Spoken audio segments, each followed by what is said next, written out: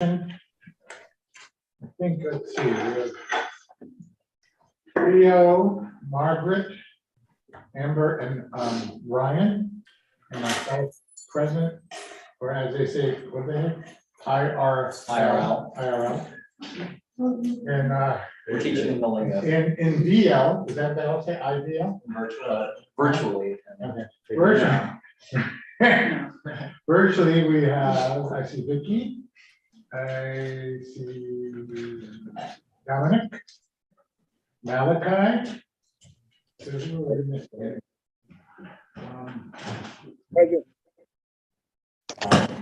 Oh, yeah, we have. Okay. Devon, you there? Oh, yeah, Devon's there. I'm here. I think Ronnie and Art. Okay. Meeting minutes, copies of draft minutes in March 15th meeting have been provided to the council members and have also been posted on the city website. Committee reports likewise have been received and provided to the council members and posted on the city website. As you can see, we have a wealth of communications, all pretty much related to one issue, which I will speak on briefly. There has been what I first thought was just a rumor, but then turns out a few council members have been talking to the public about it, and that is the possibility of closing the street at some point. I want to make clear that this is not something generated from City Hall, neither by the mayor nor by me. And I've spoken to the mayor earlier, he's going to be on this meeting at some point, but I can say with certainty that he and I both do not support this proposal. And I should even say there's not technically even a proposal. As you could, if you look at the list of resolutions tonight, there's nothing being considered regarding closing any streets. So I hope that for those of you who are here, because of that, I hope that satisfies you for now. What I recommend is that you look at the city website, the next meeting of the Tourism and Events Committee, and there, if they decide to bring up the issue again, you can voice your concerns. That date has not been determined, but it will be within the next couple of weeks. So there you go about that. I also have something I'd like to do, a couple other things I'd like to do at the top of the meeting before we get really into it. And there is a lot of members, a lot of workers from our hospital on the memorial are here tonight. And I invited them because in the works is a resolution which council members will see during the week and will be on the agenda to be voted on next Tuesday at 6 p.m. concerning conditions at the hospital. Now, I can't have everybody speaking tonight, but if one or two of you would like to explain what the issues are and why you would like the council support. Colleen, are you speaking for everyone? Or? Not necessarily, unless Mr. Frank, you have something else to say, would you like me to? I have a few things to say, sure. Okay, well, speak loud because it's being picked up by this microphone right here. Okay, excuse me for having to read from notes. Go ahead. So thank you for giving me a few minutes of your time tonight. My name is Christopher Howe. I'm an ER nurse at Columbia Memorial Hospital. The staff at CMH are feeling undervalued and underappreciated. Undervalued in the sense that we are currently asking management for a $5 an hour raise for RN, care assistants, and technicians, and to this day we've been ignored and still have not received an answer. Undervalued in the sense that a former coworker of mine who has the same exact education and work experience as I do just left CMH to accept a position at Kingston Hospital ER for close to $15 more per hour and an almost $18,500 in sign-on bonuses.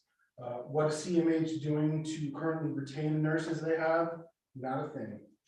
Undervalued in that CMH is paying out $200 an hour for an agency nurse, but stalls at paying their own staff nurses an additional $5 an hour. And that's quite frankly insulting.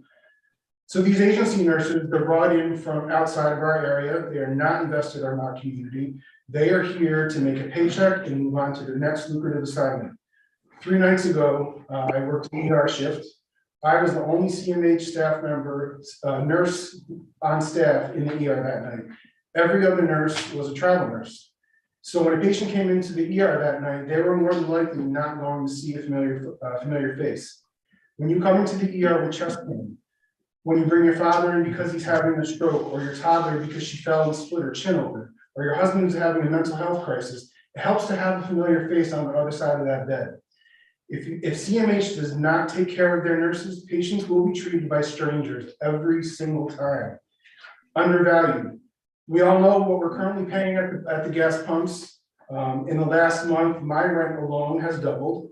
We have staff members that are single parents. We have staff members that are students that are just trying to get by. The cost of living, the rate of inflation continues to rise. This $5 an hour raise that we're asking for is a drop in the bucket and will barely make a dent in our everyday expenses. Underappreciated. The nurses and PCAs and techs at CMH has carried this hospital through a global pandemic, not the executives that have no healthcare experience, who are sitting in their ivory towers, pushing papers and crunching numbers all day long and deciding whether their frontline workers are worthy of a raise or affordable health insurance. We were and we continue to be the face this pandemic head on, risking our lives and the lives of our families and our loved ones, because that's what we were trained to do and that's what we want to do. And to put it in medical terms, we are hemorrhaging nurses. We're losing them. They are leaving. And it has a direct effect on all of our patients. So when people are on the Hudson Facebook community page and they're complaining about a 6-hour wait time in the ER, they need to understand why. Why is the phlebotomist coming out into the ER, into the waiting room rather, and drawing their blood there? Why the doctor or the nurse had to come speak to them in the waiting room in front of everyone else so everyone can hear their business? It's because we don't have beds available in the ER. Why don't we have them available? Because we're short-staffed, the beds are already full, we have patients being admitted from the ER up to the floors, so they're tying up our beds in the ER, but there are no beds available upstairs. Why aren't there available beds upstairs? Because they're short-staffed as well. More than likely, there were no nurses up there to take on that caseload. They simply don't have enough nurses to provide care. So I could easily follow my former coworker down to Kingston, make a hell of a lot more money than what I'm making here, but I'm committed to making a difference in this community. I was born in this hospital. I'm honored to work here and take care of the people who took care of me. I want to feel valued and appreciated, and that's all we want. We want to feel valued and appreciated, and we need your support of that. Thank you. Thank you. May I reply to that? I was a patient in that hospital almost 2 years ago under Dr. Gary Thursday. Yes. I got the most amazing care, fantastic nurses, fantastic doctors, absolutely great care, and it really, you deserve a much higher wage. Thank Well, thank you, Mr. Yeah, Stevens. it was fantastic. I want you to know it's an unsolicited testimony. Ms. Keegan just had. Yeah. I'd love to add on when you. Okay, go ahead. Well, just wanted to add on that we have been requesting a meeting. We have tried to work this out with administration. They have not met with us. When we've gone in, they are not there, and they've never replied to us. And I just want to throw out some numbers real quick. CMH now they are paying agency nurses $140,000 a week for agency nurses, instead of offering us, meaning the healthcare workers, we're asking for a $5 raise, which won't even come close to meeting other hospitals' pay raise. So, and like Christopher said, we're honored to work in this community. I've been here since the late 80s. I want to work here in the community. At our nice community hospital, like we were just told, it's a lovely community hospital. So we're just asking everyone in the Common Council to support that resolution when it comes up next week. Okay. Thank you. Okay, if that's all, thank you. Oh, one more. I'd like to give just an example of the Sure. investiture that the agency nurses have. about 2.5 months ago, and I work on the mental health unit in acute care. And I was assaulted by a patient. The travel nurse, who was my compatriot and working with me that evening, never moved from the desk. That's how invested they are. Right. Okay, well, I'm glad you could come. I put you up in the. Tom, Yes, who's that? it's Dominic. My hand was Yeah, raised. Tom. So I just want to make a comment real quick. So in terms of valued and appreciated, I will tell you that my family values and appreciates. And in November, one of my family members went to the emergency room, and thanks to a tech that caught something that emergency surgery was needed, if that person went home, she probably would have died. So yes, I personally, I think $5 is too low, but I do appreciate everything CMH does. There's some people that work that are tremendous, and like Chris, grew up here and committed to our community. I think we need to step back and have some respect and realize, who was working when we weren't in the pandemic, and their life was, families, everything was uprooted so they can do their job. So I do appreciate you, Chris. I do appreciate everyone in that room. And I look forward to anything but the best, and whatever, I could do or the council can do at our limited level. I'm definitely supportive. Okay, and that will be supporting the resolution that comes next week. Mayor Johnson would like to speak. I'll get you up soon, Margaret. Mayor? Hey, good evening, everyone. Sorry, I'm a little bit disheveled. I'm actually cooking dinner right now. But I want to definitely throw my support in, for our healthcare workers. I wanted to give an update that myself and State Senator Michelle Henchy have put together a letter of support that's going to go to administration. And I would, recommend that the council do the same as well. So thank you. Thank you, Mayor. Do you always cook with a hoodie? I just came from the gym. Not easy being a parent, Tom. You've been out of the game too long. I had a question for the CMH staff. So, we are all aware that there is a significant nursing shortage right now, which is why you have these traveling nurses. Getting raised, that's one thing, but what is the administration doing to recruit and address the actual shortage? Because your situation is not really going to improve very much unless there's adequate staffing. You're still going to have, even though you might get an extra $5, that doesn't really change the whole scenario. So I don't know if in the letter that the council will send or that the mayor has sent, if the question of action plan from the hospital for recruitment has been addressed. So that's something any of you can speak to? No. I can speak to that. We are definitely looking at recruitment efforts. The administration is also looking at recruitment efforts, but I think that the focus right now needs to be retaining the folks that we have that are dedicated to our community. So we do want to encourage, more people to work at the hospital, but we don't want to send them there when there's, working conditions are awful and the pay is terrible. May I address that for one moment? My name is Susan Hunt. I also work on the mental health unit. The hospital, and I've worked there for 28.5 years, and I continue to work there. The hospital does recruit new nurses from the college. However, the nurses that do come in and are hired only stay there and get trained for about a year. And you can look this up. Then they go to the higher paying hospitals. CMH was always, many years ago, the highest paying hospital in the region. And I'm going back 20, I'm going back to the 70s. So they hired the new nurses and retained the new nurses. But now they can't, they're just not, and the fact that they don't respect us enough to allow us to sit down and have a meeting. We've gone to the Human Resources Building to speak with Kelly Sweeney, and we're told by the secretary that she's not there on numerous occasions. So she won't even come out and Thank address you. us. Margaret, you'll see the proposed resolution later tonight. It just came in, it wasn't in time to Okay. read for tonight, but we'll definitely be circulating tonight. Vicky, did you want to say something? Yes, I visit the hospital on a regular basis, and I have to say that everything the healthcare worker said is absolutely correct. It's amazing what a great job they're doing, considering of how understaffed they are. But a big issue they're having, from what I hear from the nurses, is that they cannot find anything to rent nearby. So a lot of them are traveling from far away.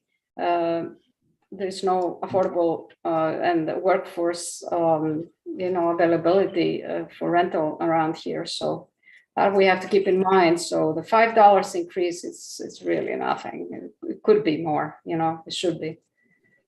Thank you, Vicky. Linda, I want to point out that Art and Ronnie are now here. Okay, moving right along. Let's get to the department reports. And we'll begin with fire. I believe, let's see who's here on their behalf. Hutch, are you here? FYI, Tom, I've been here since the beginning. I just switched over devices. I was driving while I was Okay, just wanted to notify. okay. Same as Ronnie. Yep. Okay, who wants to speak, Chief DeMarco or Commissioner Hutchins? I'll defer to the chief. Okay. Thanks, Hutch. Can everybody hear me okay? Yes, we can. Yes. Okay. I just got a few things tonight. I'll start with our calls for the month. The month of March was kind of a slow month. We had 25 calls. However, year to date, we're at 141. In June, on June 4th, from 11 to 1, we're going to have the wet down for the new tower ladder. And the ceremony is going to be at 12:30, and the council's all invited to that. We're expecting within the next month or so the port security grant to come up again, probably in the next couple of weeks, and we'd like to look into that again. Unfortunately, usually with those, it's usually a pretty quick 1 to 2 month turnaround. So as we get more information on that, we'll forward it along to you. Other than that, I don't have anything. Hutch, you got anything else?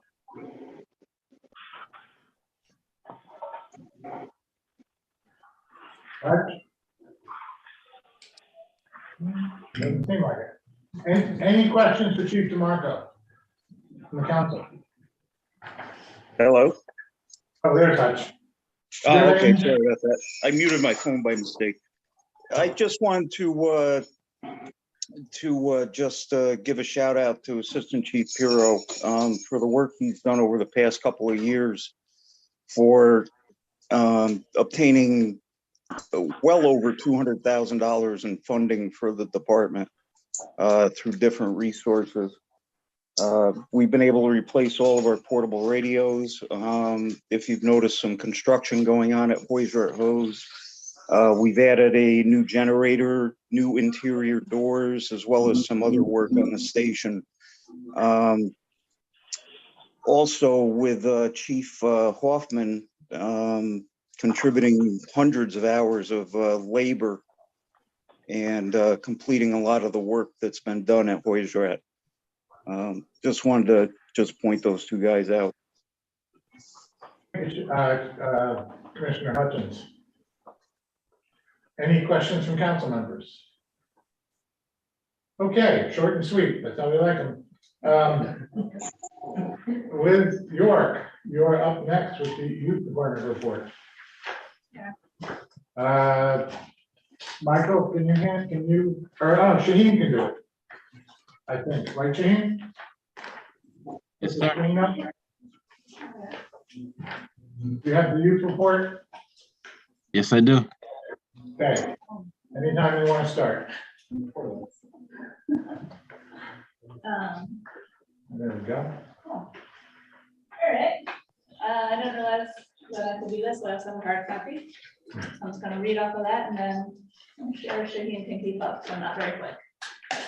All right, so the April reports, youth center programs, our participation has increased on a regular basis since we returned to programming. We reached almost 30 for our after-school programming, which is almost doubled since we first opened, which is great. We get at least one kid every week signing up to come back to the center. We're continuing with our regular programming, including homework help, Bindlesmith Circus, and Shaker Museum comes and does crafts with us. We've also started taking local field trips each week to locations in and around the city. And then there's some pictures.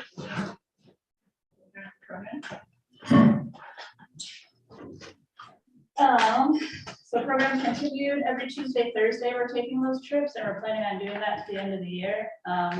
Logistically, there's not a lot of space at the youth center, so as the kids increase, it is helpful for them and everybody's, sanity and well-being to take a little space and go on a trip and see what the city has to offer.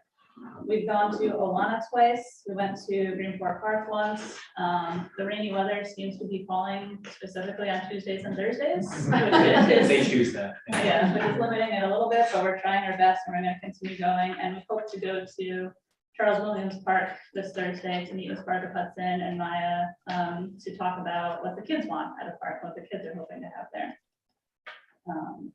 And Olana's been great to partner with. They gave us the tour in the house and we went on a hike in the grounds and we did some crafts with them and that was really nice. Oakdale updates. We've been doing a lot of maintenance and beautification over at Oakdale. I don't think I sent a live link, so I don't know if Shaheen could pull it up. I don't think it is actually gonna work. But we worked with DPW and we dug up a lot of the phragmites that were at the lake. And that's, for those of you that don't know, an invasive species that were let alone, it would just take over the entire lake. So we got a permit from DEC. DPW was nice enough to work with us and get it out because were they not, it would have taken us years to dig it up. First time in what, almost 10 years since it's been remediated Yeah. like that. You did a great job. It was, thank you. It was really cool. And if you get a chance to go to our YouTube channel and watch the time-lapse video of it being dug out, that's actually really cool too. And I think this is on the city website if you want to cut and paste it. But that's not the only thing we did. We'll have to go back and maintain that. Once isn't going to do enough. There were some spots where they couldn't reach from the machine, so we'll have to go in and try and remove those at our Oakdale maintenance and rewilding events that we're going to talk about in a minute. And we got some insight from some different resources on how to manage those. We've also been doing a lot of work on just kind of beautifying. You'll see a lot of bulbs have come up, a lot of flowers at the entrance, which is really nice. I'm trying to pull in just to look at them every day.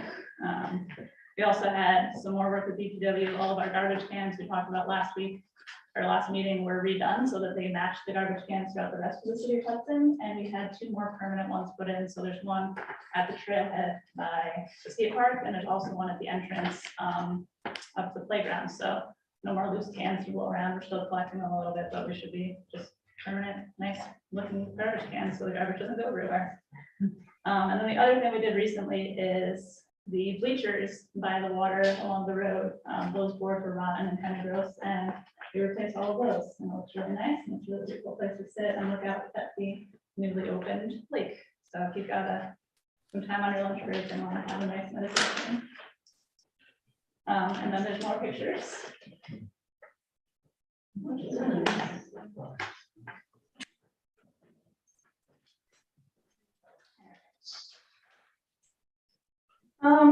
Other Oakdale updates. So I just want to remind everyone as we're getting back on the trails to just be mindful that Oakdale is a natural resource. It is one of the few areas that we can go to in the city where we can be in the forest, we can be by the lake, we can see wildlife. And we need to respect the wildlife that's there. We had a lot of deer die this last fall because of that virus that was going around. I saw a family of deer there again, and so I'm hoping that we can be mindful. If we're on the trails, we stay on the trails. If we have dogs, we keep them leashed. I know it's hard.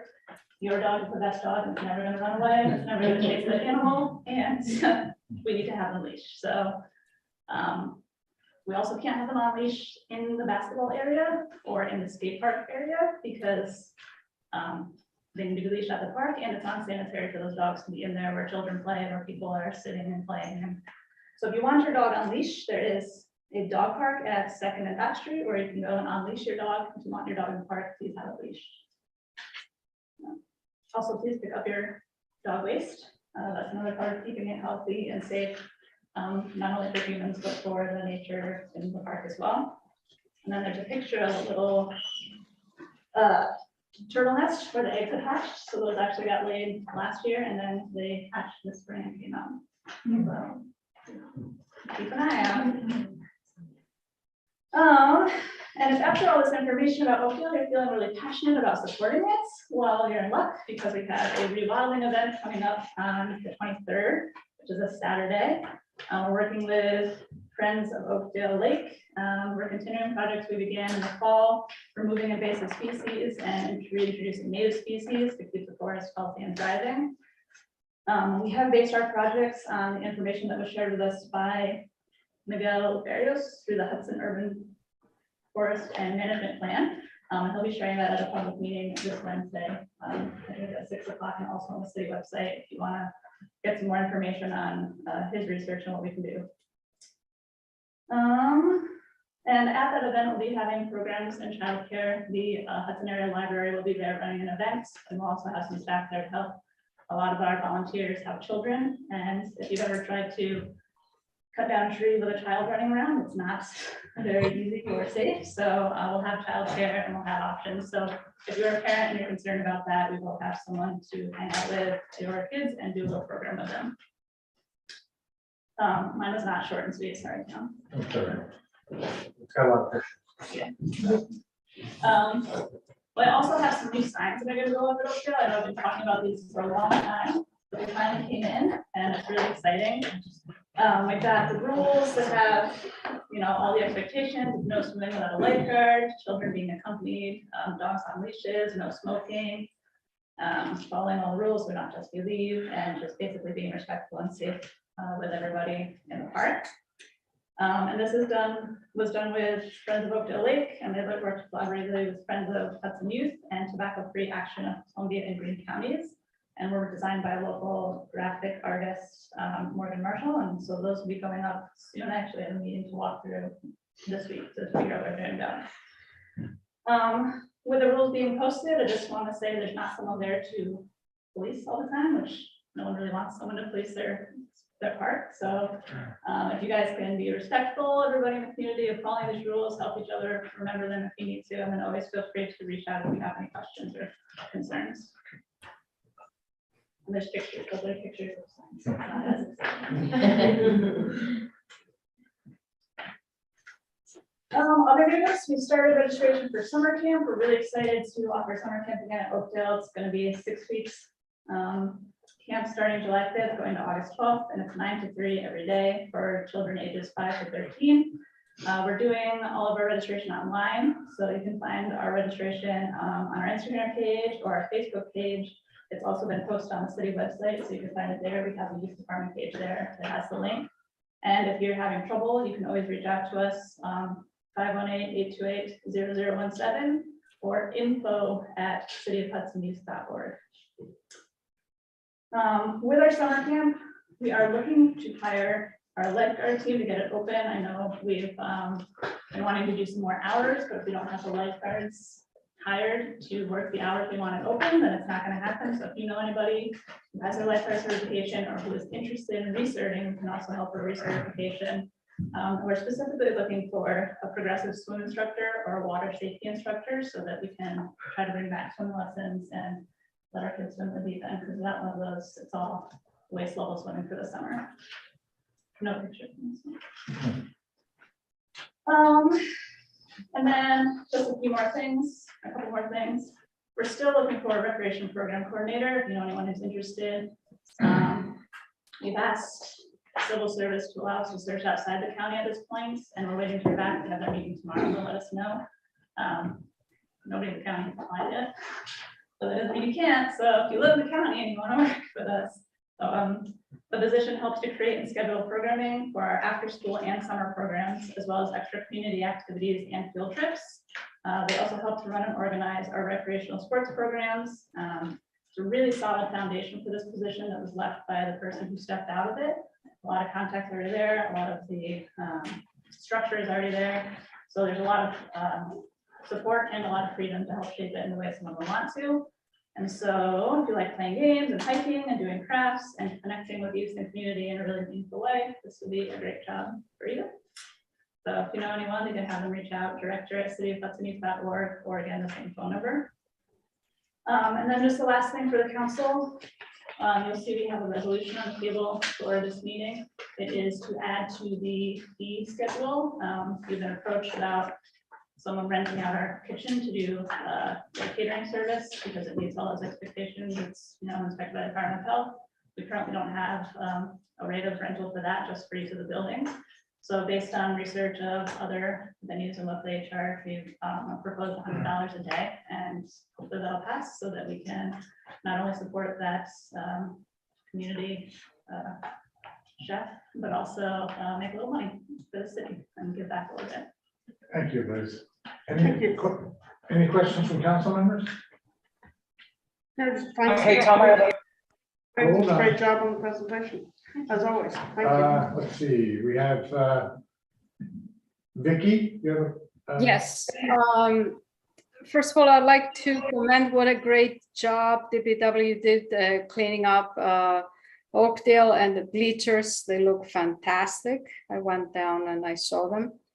I'm a little bit concerned about the whole thing about the doggy, the cleaning up after your dog, these dog plastic bags. It can take up to 10,000 years to disintegrate plastic. And I really would like to see us exploring compost, pet waste compost, and other more sustainable ways to take care of, the dog waste. So that might be something eventually, I think we should look into it. It might be also good for the kids to learn about composting. And I also had a question. Were we supposed to know about a nutritionist? What happened with that? Maybe I missed it. It's not a nutritionist, it's a food and nutrition coordinator. Yeah. Offered the job to someone corresponding with the last meeting, and they accepted it, and so they have started. I'm going to email you guys, everybody on the council. I'm going to email you and connect you with them so that they can just directly speak for themselves to what they bring to the table and what they're excited about. And so I'll do that tomorrow when I get in the office, and you guys can ask them. Are they full-time? They are, yes. They've been doing a great job. The kids are so excited. They're doing snack time, they're doing meals. They've also reached out to a lot of local farms to try and connect with, to see maybe we can come visit farms. Maybe there's food that is accessible to our community. They've also reached out to some, like Sylvia Center and some other organizations about combined programming. And the thing that they've started that I'm not the most excited about, but I'm pretty excited about it, is they've worked with New York State to apply for the reimbursement grant that they do for organizations that provide food to after-school students. And that would be, the state would then reimburse us for the meals that we're giving, and that would go back into the general fund to cover the initial funds that are coming to us. So they're really great, and I will let them, I'll introduce them to you guys, and you can. Okay, thank you. Thank you, Liz. Vicky, Art? Councilmember Frick? Yeah, I was just curious to know if we needed and or already had any special insurance to rent out the kitchen. I think it's because we are a certified kitchen. We don't need anything extra. They sign our waiver, which everybody who rents the building has to sign anyway. And I think that covers us from liability, and the fact that we're a certified kitchen covers the rest. Cool. Thank you. Thank you for this great job as always. Hold on. Ronnie, you're next. So I was just wanted to follow up on Vicky's question. I know there are doggy waste bags that are biodegradable, so I'm not sure if we're already using that, but that could be a very simple. Yeah, even though I have offer of that, but I think even I looked that up. And even if you get the biodegradable, there is some other issues. The best, more sustainable way from what there is also recycled plastic, which in a way helps as well. There is a lot of various ways, but composting, I guess, it is not that hard at all to do, actually. But maybe the dog park should do it, and maybe that would be a great topic for the parks department. But I think we should address it, you know. Thank you, Ron. Ryan? I'm just gonna add, if you don't hear back from Go the louder. person, if you don't hear back from the person repairing the dock by the next week, let me know and I'll go out and push that, because I know you want that in the water by Memorial Day. Yeah, thank you. Okay, any other questions or comments? Thank you, Liz, as always. Moving. What? We're just like, that we mechanics. Well, there's one more thing for our summer programming. We're doing the bike co-op again, which has been a great success. Erin leads that as our head mechanic, and the kids lose their minds about the fact that they get to build and then have their own bike. And Erin has done that with the support of other mechanics that will not be as available this year. So if you know anyone who's a bike mechanic and who wants to maybe join that program and help support, we are offer that program at camp every day, or not? Is it every day? It's every day at camp. Every day at camp, and then Tuesdays. And then Tuesdays and Thursdays after that, till the end of the night letter, basically. And those are open mechanics. Okay, thank you. Thanks, Liz. Thank you, Liz. Nia, are you here? Nia? Yes, you are. Nia? I'm here. Hello. Hey, would you like to give your report on the senior center? Yeah, we have a lot of great new interesting things happening. I'm not sure if anyone's tuned into our City of Hudson Senior Center Facebook page. They are posting them there, but I can give you a quick rundown. We have called the Alexander technique, which started today. It's like a balancing yoga posture class, and we've got great reviews of that. That happens on Mondays. First one was today. The next one's going to be on the 18th and the 25th. Goes from noon to about 1:15. Great instructor named Becky Sandler. And we've gotten some really great reviews and feedback already today. And then we have yoga for our seniors by certified teacher Ozo T. That's happening on Thursdays at 4:45 p.m. starting on the 14th of April. And we also have two more things. We have a Hudson Senior Nature Walk going to be happening at the Greenport Conservation Area with Sarah. She's the founder of Whale of a Trail. All one has to do is just give us a call at our senior center and register for that. And that's going to be Saturday the 7th. And then the last thing I have so far to report is we have Afro Aerobics with Dr. Cynthia Stevens starting on June 4th, going from like 10:30 to 11:45. So we have a lot of great things in the file. Plus there's more things. The karaoke room is starting to happen. We have a game room that's open every day now from like 2:30 to 4:30 for folks to drop in and play games. We have Meals on Wheels volunteers happening now. So we're on to a good road. We started getting some good feedback. If anyone has any questions, I want to reserve for a class, I can give you our number. I'll post it here. It's 518-828-3200 to get any more information or reserve your spot for a class and get more updates. Thank you. Any questions from council members? I don't see any hands. Okay, thank you, Nia. Thank you. Heather, are you with us? I am. There you go. Do you need to share a screen? I do. Okay, go ahead.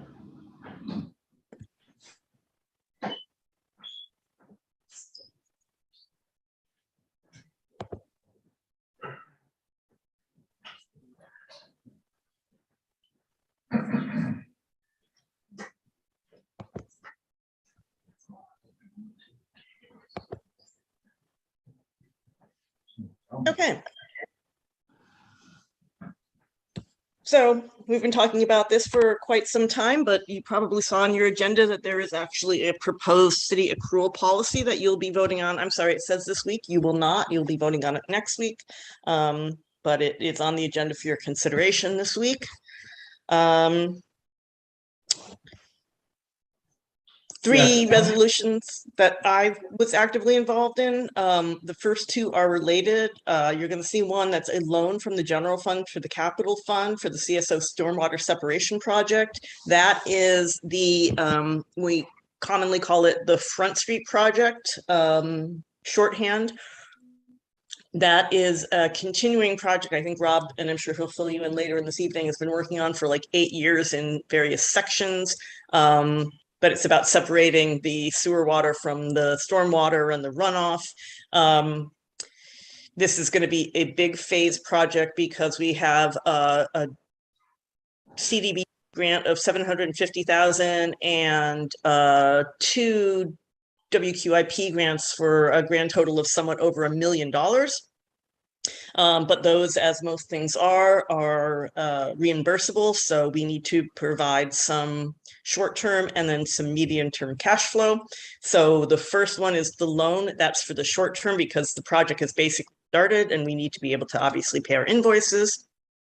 The second thing you're going to see tonight is a bond resolution, which authorizes the issues of either bonds or bonds for that project.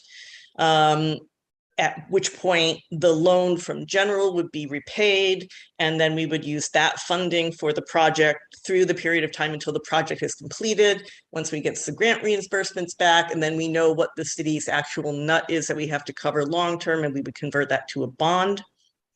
And then the last one is just, has to be literally the last transfer resolution just to cover personal services for 2021 in one account because it was under budgeted. In terms of financial reporting, I know there's many new people on the council this year, so there is a thing that's currently called the annual update document. It is a document that comes out to be about 1.5 inches thick or so. And it's required reporting to New York State, and it's done annually every year, and it's due by May 1st.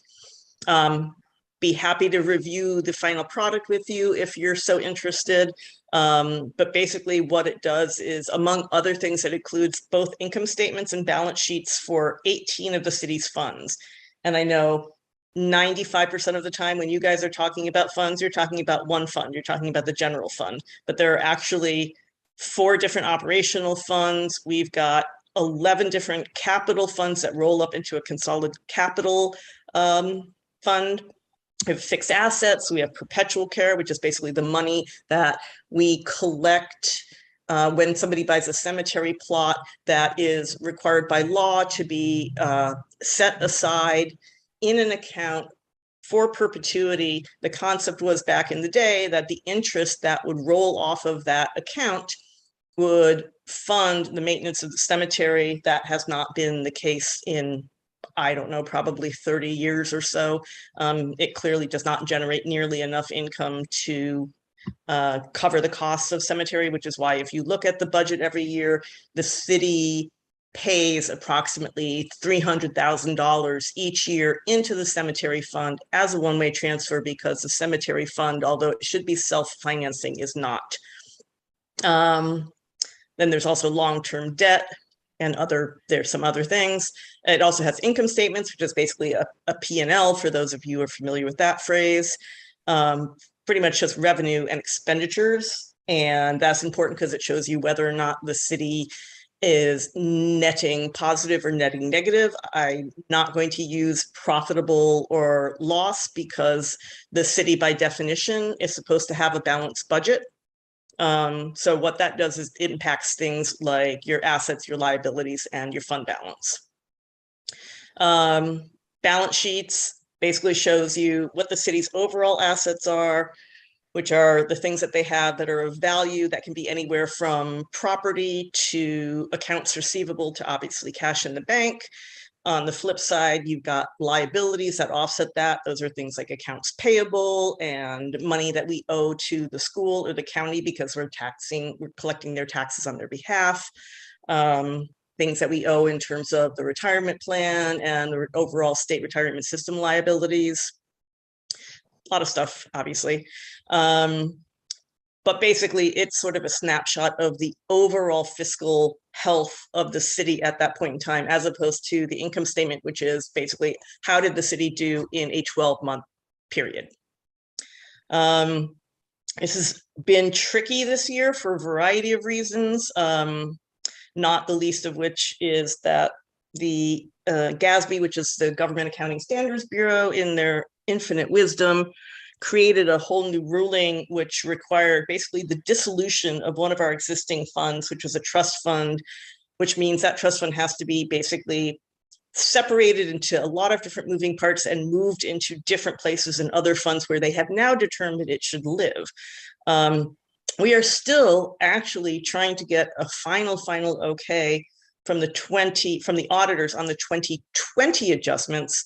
Once we do that, we will have a final adjusted 2020, and then we're going to have to make all those adjustments again for 2021. And that all has to be done before we can complete the AUD, which has to be submitted by May 1st. So it's a tight timeline, and much more, honestly, much more stressful than it should be. But the good news is that based on the preliminary look of some of the GASB 84 restatements, I think it might have a positive impact on unallocated fund balance, and that's always a good thing. And then if that wasn't fun enough, once that's completed, then we start the 2021 audit on those actual financial statements that we just completed. So that's where we are in financial reporting right now. Upcoming financing. And we talked a little bit about this for the CSO project. But for those of you that are new, we issued a BAN, which is a bond anticipation note, in June 2021 of a little over $3 million, which provided temporary funding for 4 capital projects: the replacement of water main on Washington Street, pump stations, which is a sewer project, the purchase of the ladder truck that the fire guys talked about earlier this evening, and then the Promenade Park portion of the DRI project. The thing about a ban is bans only last a year. And then at the end of that year, you either have to decide to renew them or you have to convert them into bonds. And so that becomes a timing issue. So we do have 2 out of those 4 projects that are complete. We do have the ladder truck, so that's done. The pump stations project is done, and we've received the reimbursement of the grant component of that, which means we now know how much of that overall project, i.e. the city's share, needs to be financed in the long term.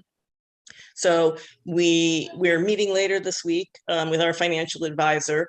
There's the opportunity to potentially move those 2 projects and convert them to a bond, which is a long-term financing strategy.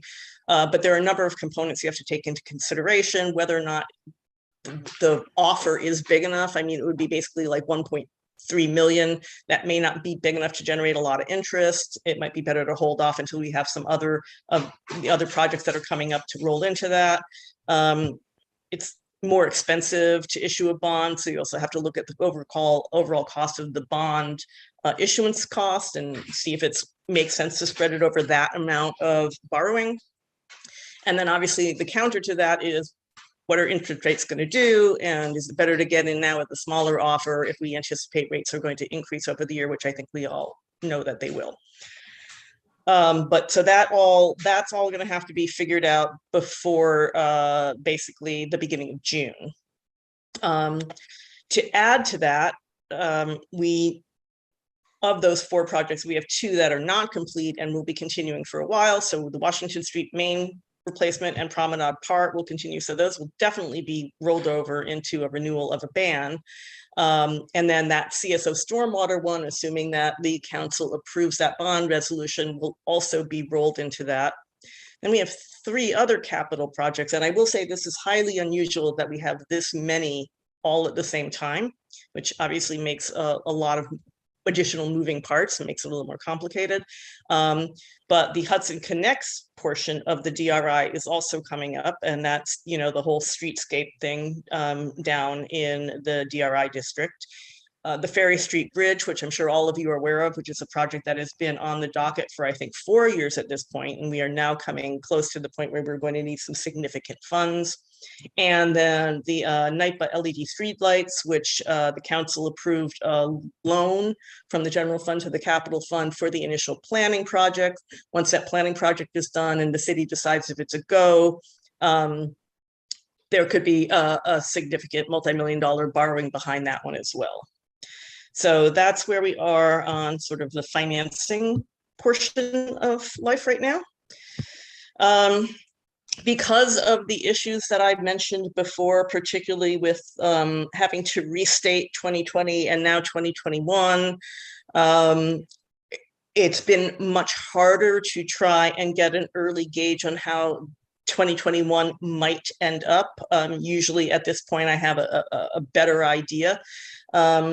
But I do feel like in general, we're going to see a nice bump in unassigned fund balance. And my rationale for that is, number one, currently, not sure that all the chargebacks are in yet, but most of them are. But currently, revenues versus expenditures for 2021 was a net plus of 220. In other words, we took in 220,000 more in revenues than we did in expenditures. So that drops to the bottom line.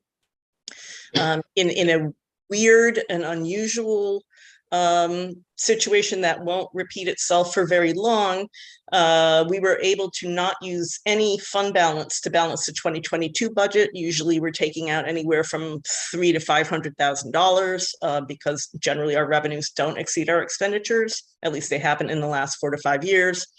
But we were able to use some of that ARPA money that came in to help offset the 2022 budget instead. So that's less fund balance that is allocated instead of unallocated.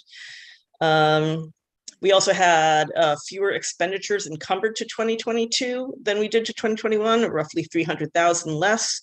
But as I said before, until we complete all of those 2020 and 2021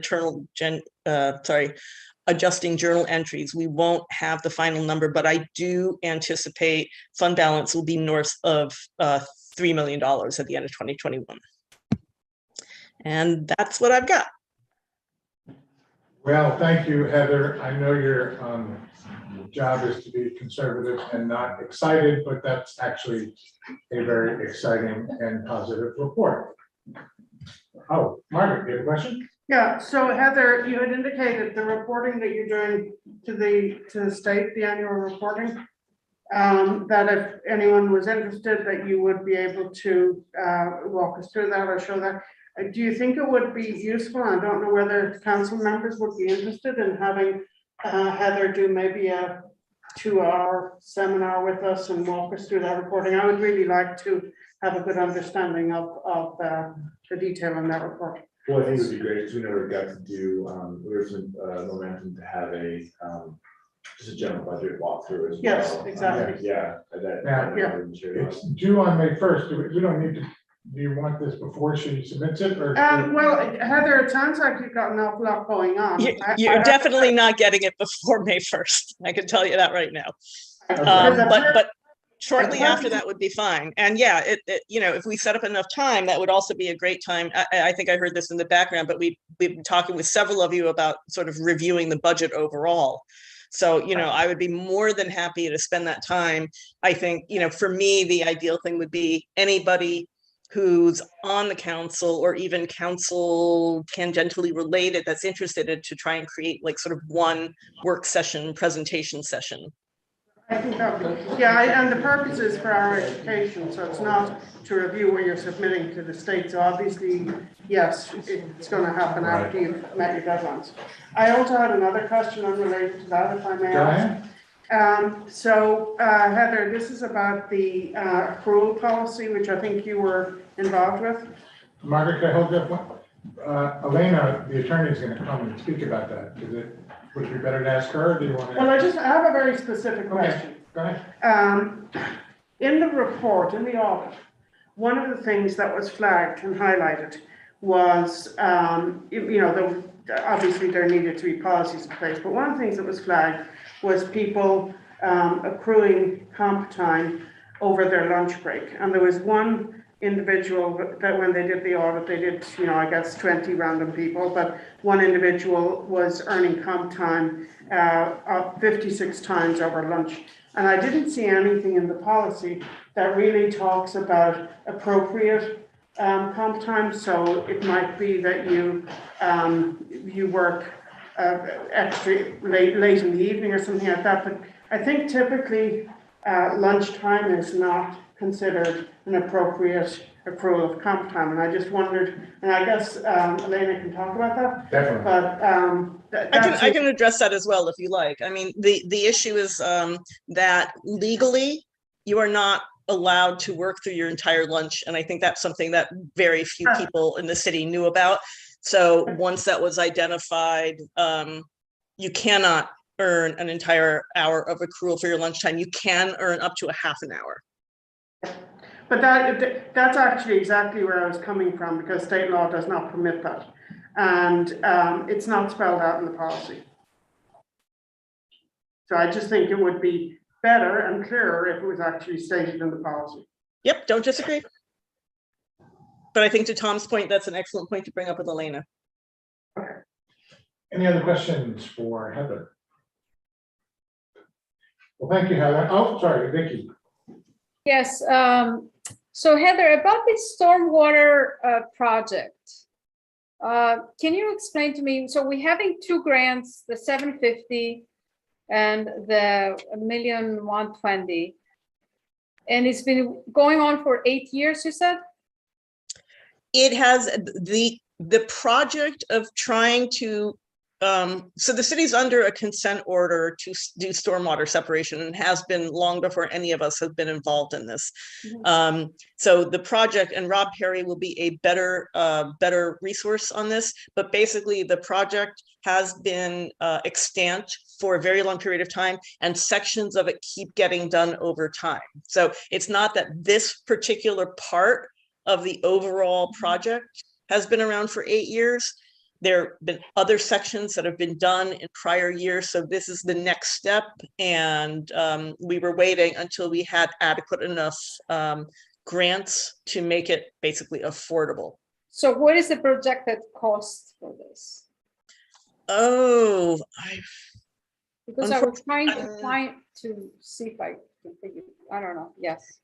I don't, honestly, unfortunately, I'm not on my work computer because I can't actually participate on Zoom. So I'm at home on my home computer. Well, maybe you can send it to me, because I just Yeah, am I can. curious how, you know, these are big amounts we're talking about. So I'd like to know a little bit more about it. And I think, yep, I think the city share ends up being around 300,000 out of a, you know, $2.9 million project. And again, that's a sum that would be rolled into a long-term financing. Okay.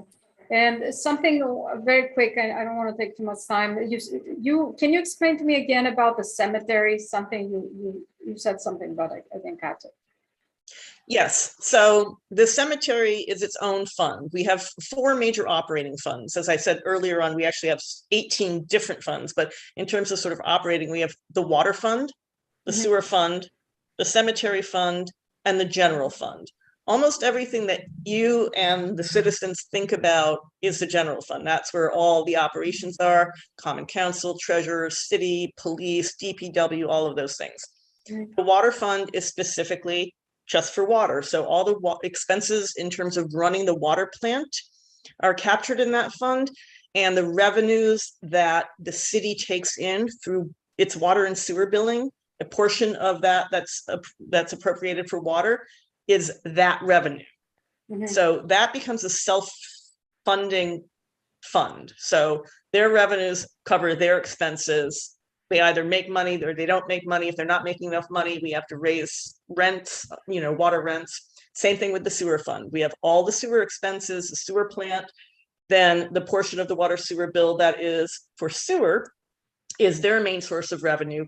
Each of those currently have other sources of revenue as well. Sewer in particular has leachate processing, which is when basically people are bringing their, other companies are bringing their waste to get processed. And that is also their revenues and cover their expenses. And if not, we figure out how to make it work. Cemetery is supposed to be that way. So cemetery has revenues coming in from obviously selling grave sites and cremation sites and digging up foundations and all of that stuff. But they obviously have a lot of expenses, which is all the labor to do that work, the ongoing maintenance, it's basically a giant park in some ways. So you've got a huge amount of labor in the summer. At some point, this is literally, I don't know how long ago, but I'm going to say 100+ years ago, New York State enacted a law or a series of laws that basically says, when you sell a cemetery plot, you're going to get your money for your cemetery plot, but you're also going to sign you're going to sign a deed. You literally sign a deed for that property. You're also going to sign a second thing, which is a certificate of perpetual care. And you're going to pay X amount of money in that. And the reason why you're doing that is because we, the city, are going to take that money. We're going to set it aside somewhere safe. We're going to try and earn interest on it. And the interest that we earn off of that money be used to maintain the cemetery. I see. Yeah. Okay, so the problem is, though, in the last 50+ years, the amount of money that we collect for perpetual care, and therefore the amount of money that's sitting in that bank account, that the principal of which cannot be touched, the interest that it is spinning off comes nowhere close to covering the operational costs for the cemetery. So as a result, the general fund basically does there really aren't supposed to ever be one-way transfers between funds because they're all supposed to be self-sufficient, but it's just impossible with the cemetery funds. So basically, part of the budget every year, when you look at it, you're going to see an inter-fund transfer out to cemetery of anywhere from $250,000 to $350,000, which is basically the amount of money that the cemetery needs in order to fulfill its basic operations that it cannot cover with its own revenue. I see. So cemeteries are bad businesses. For municipalities, they sure are. Yep. We learned something. Thank you so much. Welcome. For that information.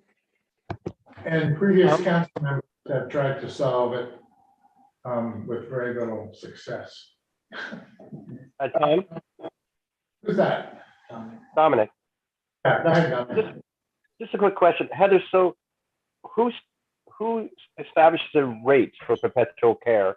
And is there a scale or every X amount of years because the nature of, things going up, does that rate go up? That's a great question. I know that the actual rates for cemetery plots and things like that are determined ultimately by the Commissioner of Public Works, who oversees the DPW superintendent, who per the charter is now in charge of cemetery. Earlier on, they had a separate, I mean 100 years ago, they had a separate supervisor and commissioner for that. I actually do not know whether the perpetual care rates are determined by the state or by the city, but that's a really interesting question and I'm going to look into it. Yeah, thank you. In the past, there have been efforts to raise the rates and that's met a lot of resistance. So I think we do have some say in it, but we'll check into it. Okay, thank you, Heather. Next up, by the way, there's some people here, I think, who are interested in the shared streets proposal that doesn't exist. I think I made it clear, you came late, and I made it clear at the beginning that's not on the table tonight. There is no proposal. It may come up again at the next tourism and event committee, but it has very little support from City Hall. So that's why you're here. I don't want you to hang around for nothing. Where were we? Oh, next up is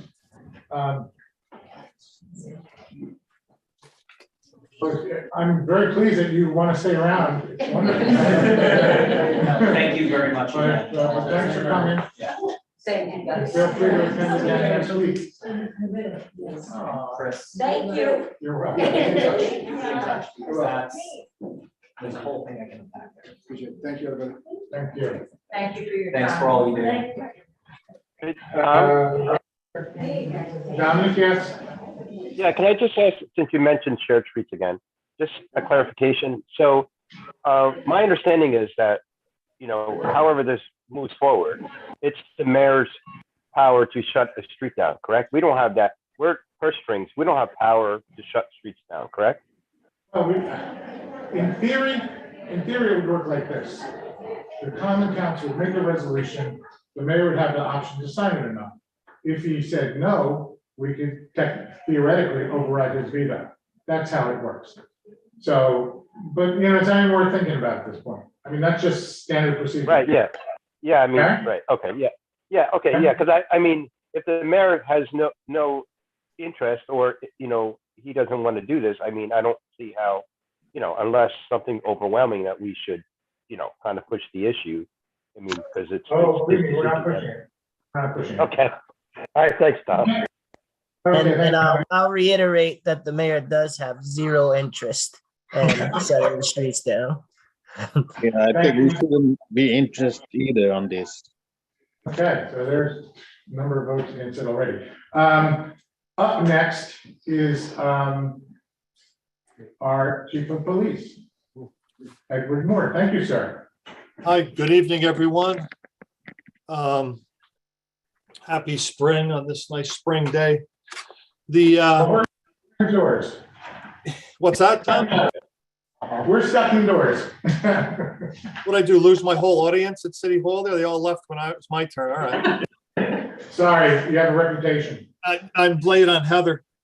So here we go. So the mandatory reporting, okay, right off the bat, the body worn camera report that we have a minimum of 125 incidents per month reviewed of body camera footage went over to the mayor's office and was done without any unusual incidents to report.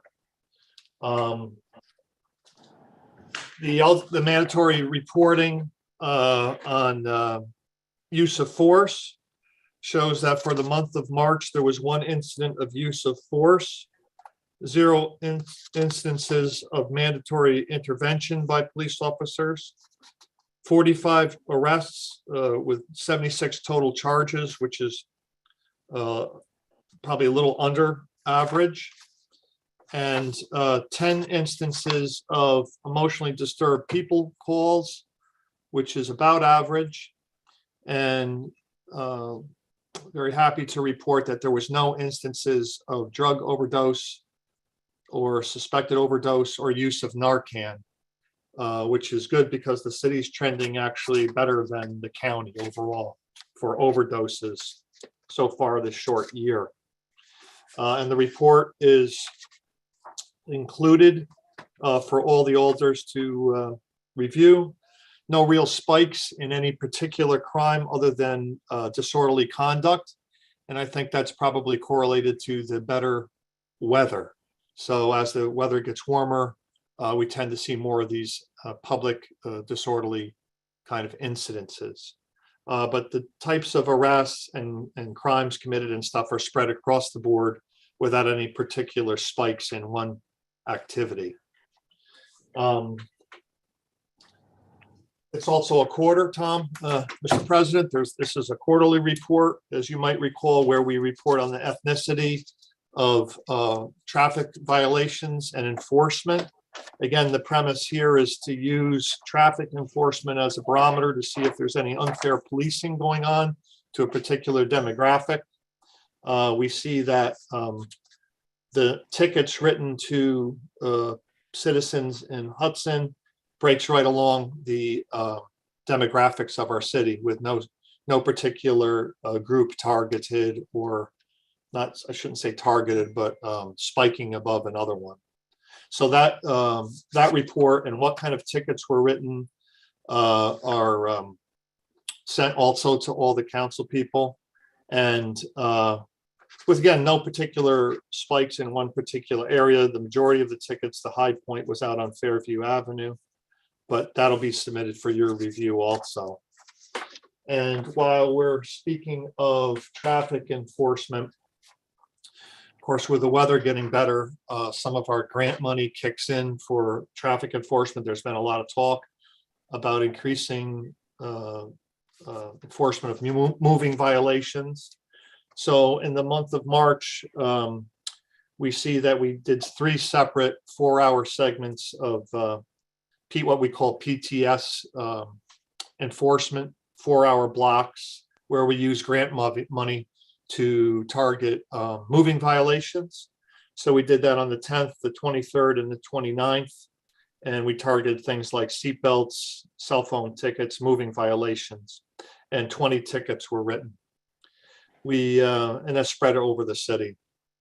And then we also had two instances where we used grant money for DWI enforcement in the month of March, and that yielded 2 DWI arrests. The police review for the month of March shows an interesting month. We started the month off with a polar plunge where our volunteers from the department raised about $5,000 for the worthy cause. There was the first in quite a while, a joint law enforcement meeting over at the sheriff's office where all the department heads got together. Sheriff Kraft says that this is going to become more of a routine meeting to share information amongst the department heads in the county. And I think that that is a good idea. On the 29th of March, we had a semi-surprise accreditation visit where the state Department of Criminal Justice Services reviewed a random 10 critical files that we maintain for our accreditation program. And just as a reminder, there's over 600 police agencies in this town, in the state of New York, of which there's only 138 are accredited, and we're one of them. We're very proud of that. So they come by for routine inspections. They inspected 10 of our critical files and found them to be in good order. And according to the inspector, Ashley Shiroka, the overall program looks great. And Lieutenant Miller has done an excellent job maintaining the program. So we're very, very proud of our accreditation standard. And lastly, the last day of the month, we did donate some surplus equipment to the Ukrainian church for use in Ukraine, which is property that normally we would have to pay to destroy. That's all I have right now of the routine reporting. Okay, thank you, Chief. Ronnie has a question. Thank you, Tom. Chief Moore, I just wanted to say thank you for your report. I appreciate the details. Also, congrats on getting the recreditation. I think that's a really good statistic to put out there that we're about overall 100 something out of 600 or so departments. I'm in the meeting. That's our canine. Give her. It looks like the dog has something to say over me, but the question that I had is because you stated that we received grant money that enabled enabled the department to enforce traffic as well as some DWI. Is this in addition to enforcement that you're already doing, or do we kind of always have to rely on these grants in order to do those? Yeah, it's a good question. We try to do, obviously, a policeman's job, a police officer's job is to enforce violations as they're on routine patrol.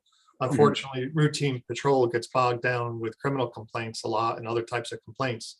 What the grant money does, it allows us to add extra people to go out and specifically to go out with targeting certain violations. So we tend to do this more in the fair weather. So you start to see more patrols during the high traffic times.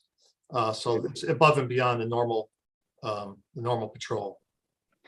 Yeah, I mean, I understand the moving violation portion, totally understand that the grants definitely enable the department to do a better job on that, but it's just concerning to me that the DWI aspect is, if there is a spike specific to that enforcement, I would like to see how we can enable the department to do, regular kind of stops and enforcement of that, because that is something I'm concerned about. I have kids, and obviously everybody else, drunk driving is definitely not good for anybody. So I appreciate your answer. Thank you.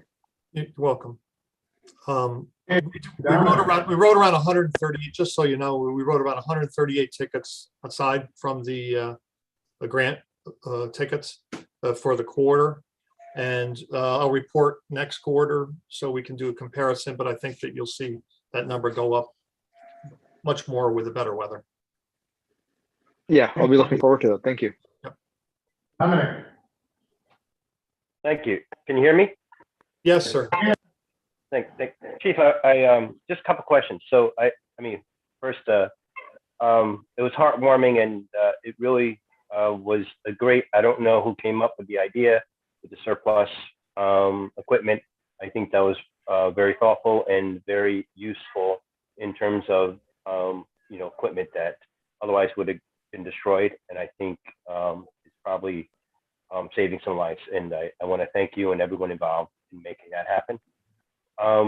Secondly, without giving out trade secrets, can you give us kind of a snapshot of, you know, these 4-hour blocks of, you know, what kind of manpower, what kind of time? Because, you know, I think everyone thinks that, you know, these are the answers, but there's a lot of time, effort, and manpower put into those 4-hour blocks. So can you give us kind of an education on that snapshot of what that looks like? Range anywhere from 2 to 4 additional patrols. It will try to go into the high traffic areas. We know where we're most likely to catch speeders, for example. And DWI patrols, obviously we're going to do it. We're not going to be as productive, let's say, on a Monday afternoon to do a DWI patrol as we perhaps might be on a Saturday night. So we try to target key traffic times. Usually we put up a post for officers to volunteer to put in. The money is paid for completely out of the grant. And it could range from everything from an unmarked car calling out speeds to a pursuit car to someone pulling them over down the road. It could do roving patrols for DWIs. It could do a one in concert. We do a lot of road checks in concert with the sheriff and the troopers. And also we might even do it. We might even have bicycle officers do it. So it's a whole combination. The whole idea isn't to surprise people or anything like that. We sometimes even let them know ahead of time that we're going to be doing, let's say, seatbelt enforcement on South 3rd Street. So it's a public awareness kind of thing too. So usually it targets DWIs, cell phone usage, seatbelt usage is an old one that's been around in a while, and speeders. And the inspection too. Yeah, okay, those ones you see on, right, you'll see equipment violations, a lot of those down on South 3rd Street in the Bay. Brian, you have a question? Yeah, so Chief, I want to dovetail what you're talking about with the grants into an email that I've yet to receive a response back from. I know the commissioner is on vacation. He's not able to make it here tonight. But on February 10th, I had sent a notice to HPD about the possibility of changing North 6th Street in Columbia into a 3-way stop. Lieutenant Miller had been able to provide me the information that on average, that intersection has around 2 accidents per year. The one that actually was the one that perpetuated me to send you a note was involving Hudson Fire Department that was returning back from the Allen Street fire, and a motorist from Massachusetts who blew the red light on Columbia Street. And thankfully, while nobody was injured, a resident living at that intersection had reported that her vehicle was damaged. Moreover, it was the second time in 4 years that the car had been struck on the corner of 6th Street.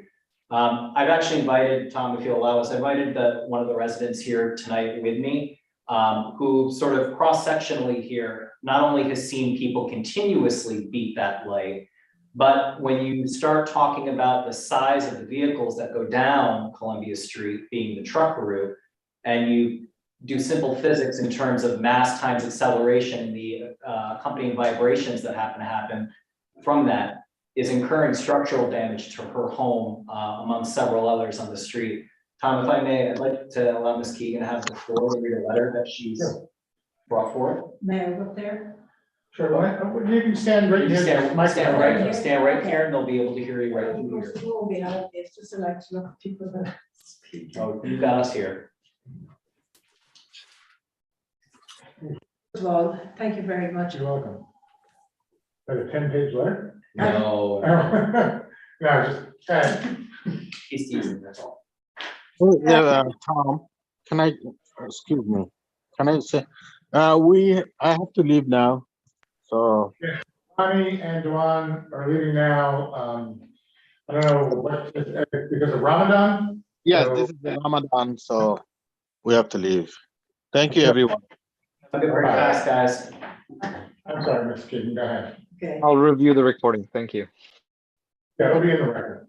okay, thank you for allowing me to speak here this evening. My name is Dr. Keaton, but most people know me as Dee. And I live at 558 Columbia Street, which is just one door up from the traffic lights at 6 down Columbia.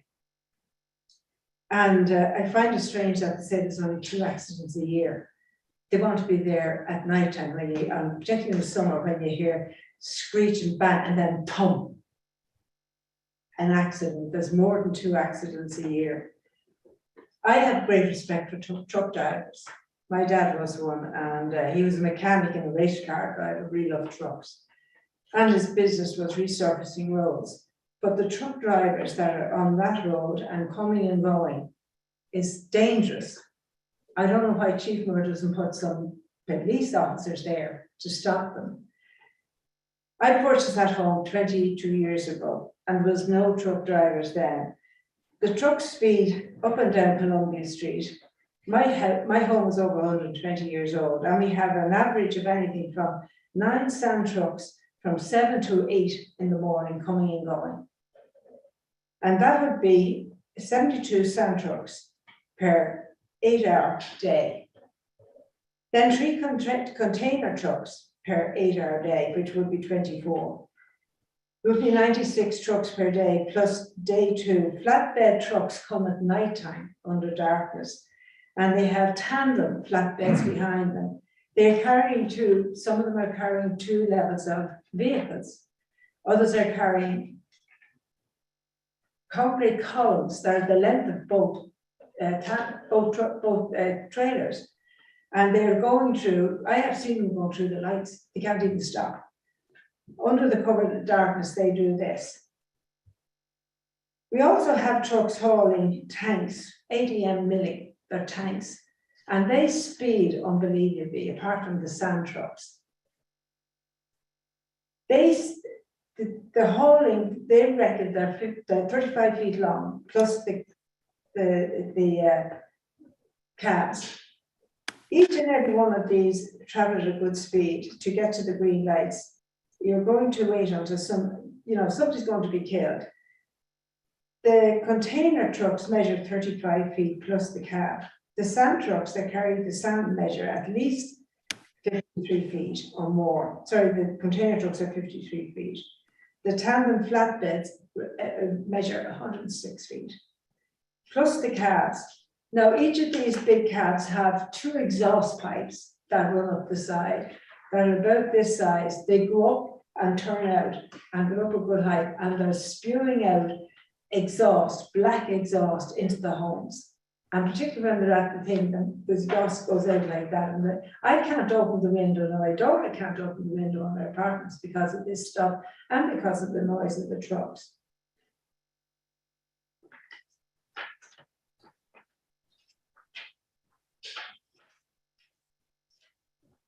And that's going to cause major chest problems, and they just don't slow down. And the other thing is the weight of the sand in these trucks. If they have to stop suddenly, what is the distance they will need to stop?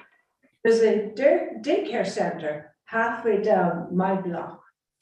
And I was actually waiting, and I saw this lady coming out with 2 little kids. There were 2 cars coming at top speed.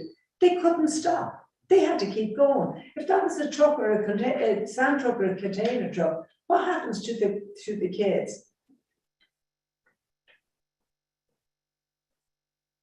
I found that there's never a police officer there.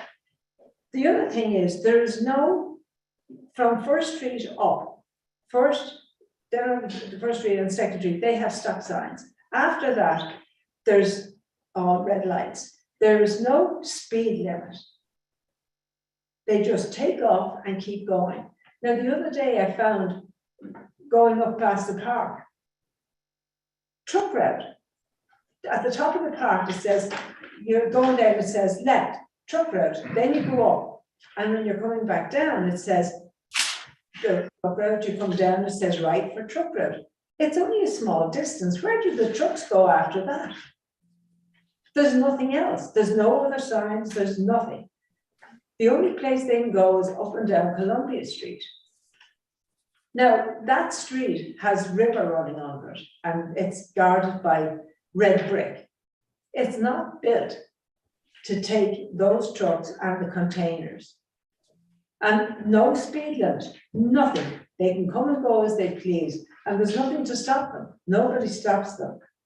On Friday morning, I had to go down. My house, I have 4 apartments. I have the top 2. My daughter's the one up in the rental one, ground floor at the bottom. On Friday, I go down to her every morning for coffee, and the dog gets his belly rub. So I have to do that. But I was there, and I happened to look out her window. There's a little girl standing on the far corner of the church. And she's walking up and down, but she's right out on the edge of the pavement. Nobody with her. And with that, an empty sand truck pulls right up, and she panics, because obviously she had seen the school bus down the road. And she's running up, and then she runs down, and she's looking between the truck. And I thought, oh my God, she's going to cross it in the middle between the cab and the truck. And she's right on the edge of the road. The truck pulls up. He'd never see her. He'd never be able to see her. They're so high up, and there's such a distance between the cab and the container of the truck. So I pulled out, and then there she's still on the edge of the thing. 3 other little kids, the bus came, but she panicked, and there's nothing I could have done. All I could do was stand and watch her getting mangled. So I would like to see those trucks taken off that. State Street would be a far better. It's a modern street. It's much wider, and the houses are further apart. They'd be much better on State Street than up and down Columbia Street. My house is falling down. My son had to brace the wall to stop it from falling out. And it's still moving. Trucks are doomed. And that's what's happened to all of the houses all the way down. So it's deadly. Are they going to wait until somebody gets killed to stop these trucks? Because they race, there's no speed limit.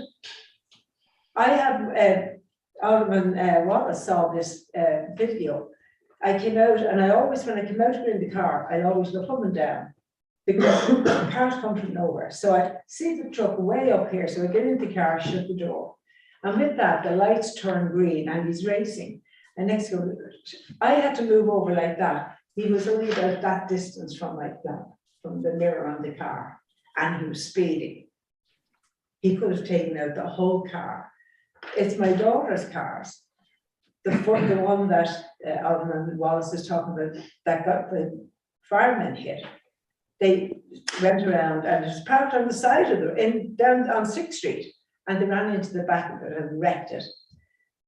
2-3 years before that, her other car, I had just gotten out of it, and I called, you've Columbia Street and you've 6th Street, so this corner here, I call it the suicide corner. So I got out, parked the car there, walked in, next to him, and I go, in the car, I go out. Her car is up on top of an SUV. She works in the motor vehicles for County Car, and I go into it and I go, what? The car is dead. It was up on top of an SUV. An SUV coming up, this one was on her, texting. Car hit her, or she hit the car, and it went straight up on top of it. And every summer, there's 3-4 accidents every summer because they come. And then they come the wrong way down 6th Street. And they come out, and you tell them to stop, and they go, and out they go onto Columbia Street. But the tankers, the containers, the sand trucks, they've got to be stopped. They're going to kill somebody. But the city of Hudson's going to have massive lawsuits because of all the houses that's damaged because of it. Mrs. Keegan, thank you very much. So- I could listen to you all night. Well, you know, Marge, so we've been gifted, But we have to move along, and I want to give the chance. Thank you. Thank you very You're much welcome. for listening. The Thank chief you. a quick chance to respond. I mean, I know, there are obviously the truck traffic is a huge issue and topic here in the city. And it's being addressed in certain ways and not in certain others. But let's let the chief give his response. Chief Moore, yes. Chief Moore, the one and only. No, I appreciate your observations. Living on a truck route is not, at times has got to be not the greatest situation, living condition with trucks rumbling by. I do know that the state police does commercial vehicle enforcement routinely on the city limits where the trucks are inspected and weighed. We could check with them to see what their statistics are for our location. I know that the truck route is being discussed all the time. I would prefer to not have the trucks at all in the city of our city, but we know that that's probably not going to happen. At any given time, I did report that we've written 20 moving violations, a couple DWIs this month. We're doing traffic enforcement. I don't know what more to add. I do really believe your observations and be willing to work with whatever change can be brought by rerouting the truck route. There's always this discussion about the Bay Road that might alleviate some of those problems. But I appreciate your observations and I'm aware of them. Can I answer that, Chief Moore? Sure. I have never seen a state trooper standing at those lights or anywhere near those lights, any time of the day or night. Well, next time, I'll tell you what, Trooper J. Ryan Anderson posts down there often. He submits reports to the state. By the time we have the next meeting come around, I can contact the Commercial Vehicle Enforcement Unit and see what their activity is on the outskirts of Hudson as the trucks come in and out. And if there's light activity, if they haven't done an enforcement unit recently, I can, as I have in the past, request them to set up on South 3rd Street to help us out with the enforcement. Commercial vehicle enforcement is a highly trained unit. It takes, we at Hudson Police, for example, would not be able to train our people to that level of enforcement. That's why they have a special unit. So what I'll do for you is I will ask tomorrow morning when the unit opens up if they've done any enforcement in the city of Hudson or in the town of Greenport regarding commercial vehicles. And if they haven't recently, then I will request some and I'll report back to you. I've seen Trooper Anderson down there and have talked to him frequently when they're weighing vehicles in the little cutoff in the little swampy area down there. So I can report back to you to see if we can get some more enforcement by that unit. Thank you, Chief. Mrs. Keegan, can you submit your letter so we can put it in the record? Oh, yeah. There's this is my other little thing I carry everywhere. It's just on the very back is the amendments, the constitutional amendments that thank you. should cover us, yeah. Thank you. Yeah, thank you. Margaret, did you? Yeah, I had a question about that corner. Chief, I think this is what Ryan was getting at. It does appear to be It's a case. a very dangerous corner that needs to be looked at and have some alternative I've stop got videos signs. on this. Sorry? I have videos on this of the dangerous trucks. It's very, yeah, I mean, I think don't- that the easiest sorry, thing hang that on. I was Sorry, proposing, hang on right, a is second. just the stop sign, to slow the trucks down to start with, because then it becomes truly a traffic violation element, which is Right. well within our ability to enforce. Right. But so the thing that really struck me about the most recent totaling on that corner was that I think it was at least the second in a couple of years, but there was another one like also on that corner. So obviously when there's something about the intersection that parked cars are getting hit, there's got to be some problem with the intersection. You know, yes, people will blow lights, they'll do whatever, but I don't know, Chief, if that's in your area to look at that, or who would look at that? From what I hear, what you're saying is the physical construction of the corner is inherently dangerous. Now, I've reported to you that despite your observations, there's only several accidents there statistically. We can only report what happens. And I reported that there was only 2 major accidents there on the corner. Now, 2 could be a lot, especially if someone's hurt. But if you're talking about the dangers there, it seems to me that the structure of the truck route turning onto that street is what inherently is the problem there. So for that, I don't know what the problem is, 'cause I'm not a traffic expert. Yeah. But it just seems that it is an intersection that should be looked at. Yeah, Chief Moore, they're not turning on, they're coming straight up from 3rd Street or going straight down. And it's, one of the ways is reversed. But that is not the problem. The problem is people coming from Warren Street onto Columbia Street. That's how the firemen, they would have, they had a choice, either hit the lamppost and kill themselves or hit my daughter's car parked down the side of the street. So it's just a straight road and they use it as a racetrack all the way up. Okay, thank you. And as the chief promised, you will look into this further. And your letter will be entered into the record. just so I'm straight, just so I know what I'm looking into, we're talking about commercial vehicles that are on the truck route, but also you were just discussing Columbia and 6th Street, correct? Yes.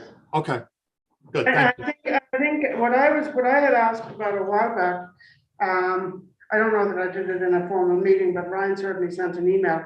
I just have a question about the safety of that intersection of Columbia and 6th, because it's more than chance that somebody parked on that corner has the car totaled twice in two or 3 years. I mean, there's obviously something wrong. And I think Ryan's suggestion was putting in stop signs, making a stop on all three-way, because 6th is a one-way street. I mean, something like that, to look at it and evaluate whether or not anything can be done to make it safer. It also improves. That's completely separate from the whole truck discussion. Right, but that improves pedestrian safety for the farmers market and some as well. Okay, let's move on. Thank you, chief. Thank you. Oh, sorry. Yeah, this is, I think, maybe something that just bridges both police and DPW, so I just wanted to bring it up while Jeff is here, and feel free to punt to Rob when he presents. But Chief, we had spoken about a dangerous illegal parking spot on the corner of Short and State Street, and I just wanted to get an update on that. And there was an accident a few days back right at that intersection, and yeah, there's as far as I know, I just walked by there because I live on that street. The parking space was painted yellow, but there is still a very clear designation for a parking spot. It's very confusing, and I just wanted to know what the update was on that. Yeah, I think I've talked to Alder Moranti about it, and they're going to repaint and also provide signage. They just haven't started the painting season yet.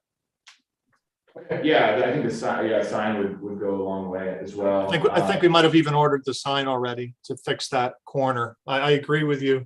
And sometimes cars park there and there's no visibility as you pull out. That will be repaired once it's repainted and there's a sign out. And then I guess just, while we're adding, little earmarks for patrol, I think if, adding that to the enforcement checklist as well, I see cars there almost every single day parked. And yeah. Okay, thank you, Chief. Thank you. Moving right along, before we go to Rob, our labor attorney, Ellen DeFeo Keen, is here. And I would like her to speak to the first resolution, and including to answer Margaret's question.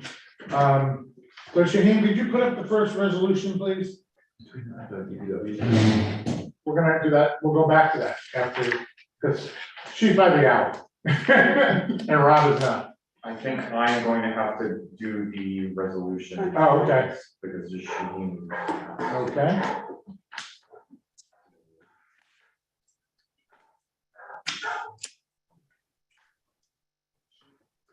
I had it up. Tom, Who's that? no public questions for the chief? No, not right now. We have more important business for the moment. We had, Oh, here it is, here it is. we can get back to that if the chief wants to stay, but right now we need to do this.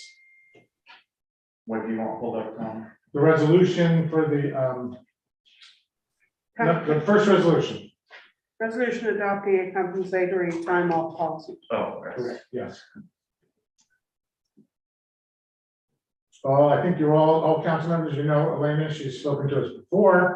She's gonna explain what this is all about and answer any questions about the resolution. It's, as you know, it was originally in response to a audit done by the comptroller's office under Thomas DiNapoli.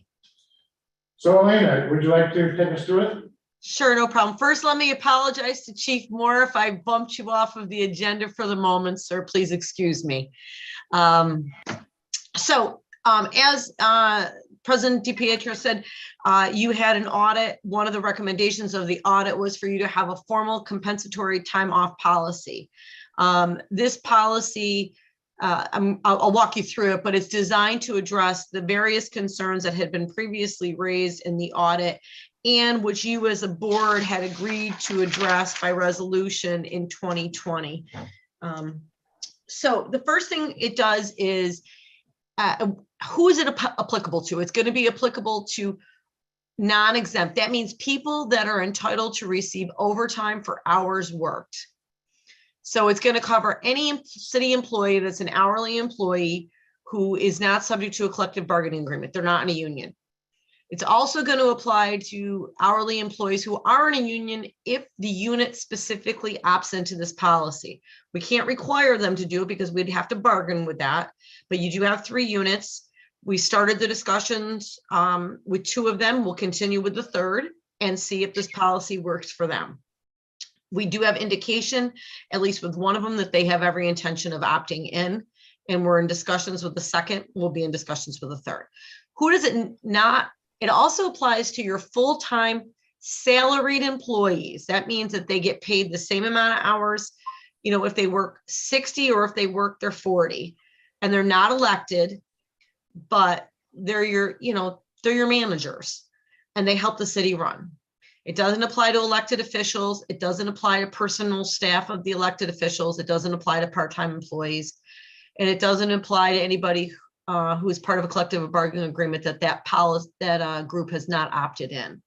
Let me be very clear. Somebody say in the CSEA, and they haven't agreed yet, but we've started this discussion with them. They can't individually agree to opt in. Either the entire bargaining unit opts in or they don't. Okay. So this policy, if you can scroll to the next page, if that's, thank you so much. All right. So a couple of things.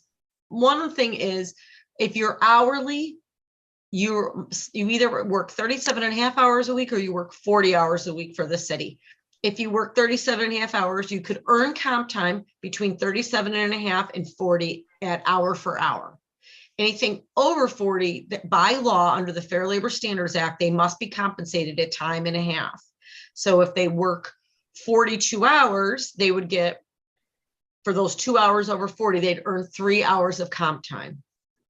Exempt employees, you have no legal obligation to provide them with comp time. So in their settings, it would be hour for hour. Now, some of you may say, well, then if we're not legally required to provide comp time to these individuals, why on earth would we do it?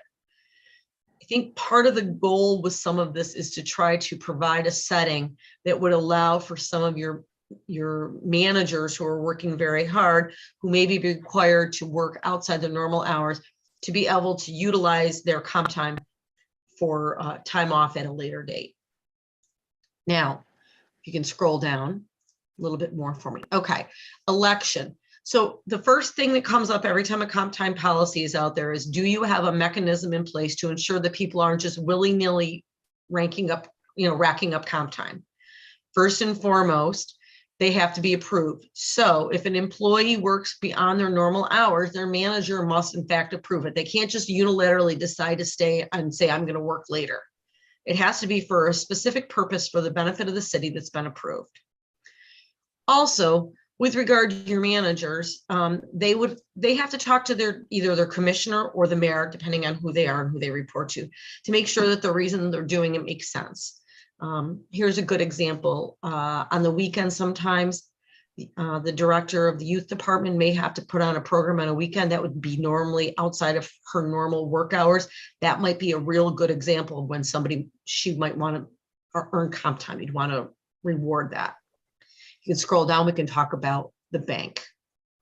Okay, so if you are non-exempt, you can bank up to 120 hours of compensatory time in a year.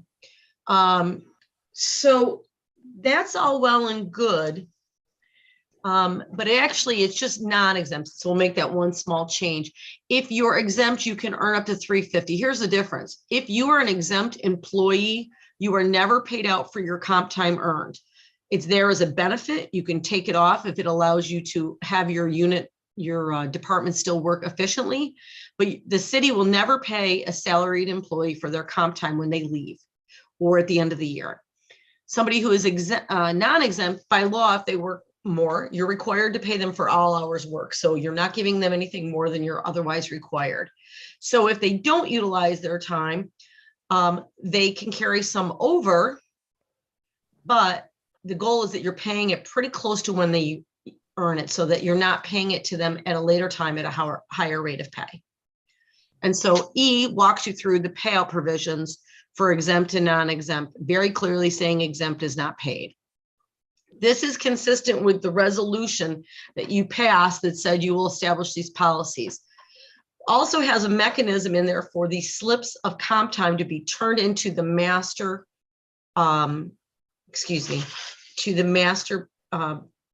payroll keeper. And I believe that's Tracy Delaney, and Tracy can correct me if I'm wrong.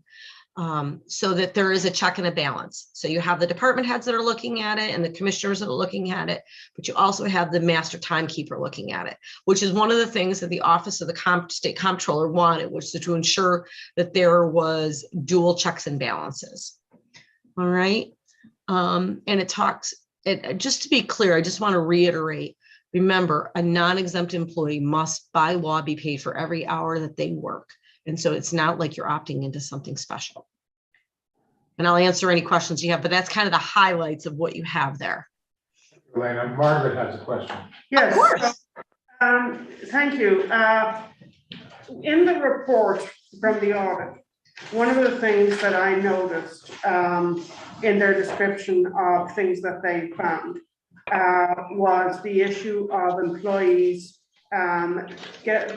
working through their lunch and getting comp time during their lunch hour. And while it wasn't, most employees didn't do this very much. There was one person who had 56 times used their lunch hour. So first off, to my knowledge, you are not permitted to work through your lunch for the full lunch. You're actually required to take a break. But I didn't see anything in this policy that specifically addresses the issue of when a person can put in, yes, it has to be approved and so forth, but there was no language in here that addressed that lunch hour issue that was identified by the auditors. Okay, so 2 points. One, you're absolutely correct. Anyone who is a non-exempt employee must take a minimum of 30-minute lunch hour, and you cannot work through your lunch hour. You can't say, I'm going to work through my lunch hour and leave early. The reason it is not in the comp time policy is because it is in the time and attendance policy that the city previously passed. And I believe if you look at this, it does reference that. So we didn't want to start from scratch. We just wanted to talk about the comp time piece. And then the only other observation I had, the company I work for, we used to have, banking of hours, and we didn't ever have comp time, but we had you could bank hours limitlessly. And actually, your point that you want people to take their time close to when they have earned it is a very valid one, because we would have people who are with the company for 20 years, and they may have come in at a particular rank, and then by the time they're leaving, they're being paid at a much, much higher salary for that time than the time at which they earned it. And it actually became unsustainable. I would just observe that 350 hours of up to being able to carry over up to 350 is more than generous. I think that's very high. I don't know how that number was arrived at. So let me stop you right there. The 350 only applies to your exempt employees, and they can only use it for time off, and they do not get paid for that at any point. So it's not like they're going to retire and say, pay me my comp time. You never pay it out. It's still an awful lot of time. That's 10 weeks. Correct. But that's when the manager has to control how it's utilized. And so one of the things that we talked about when we put that together was people need to start to use it. They can't just say, I'm taking 10 weeks off and not come to work. One, they'd have a problem with the retirement system. Two, they have to use it in a way that actually works for what's out there. I think one of the things they were trying to do is realize that they had some managers that had some high banks that still have several years with the city, and they wanted to give them a reasonable opportunity to utilize their time and not lose that.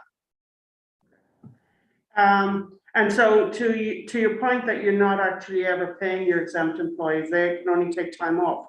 Well, you are actually paying them, because if their salary is, let's say it's, I don't know, $30, $40 an hour right now, today, and I am going to take a week's vacation, I'm going to be paid for that vacation at my current salary.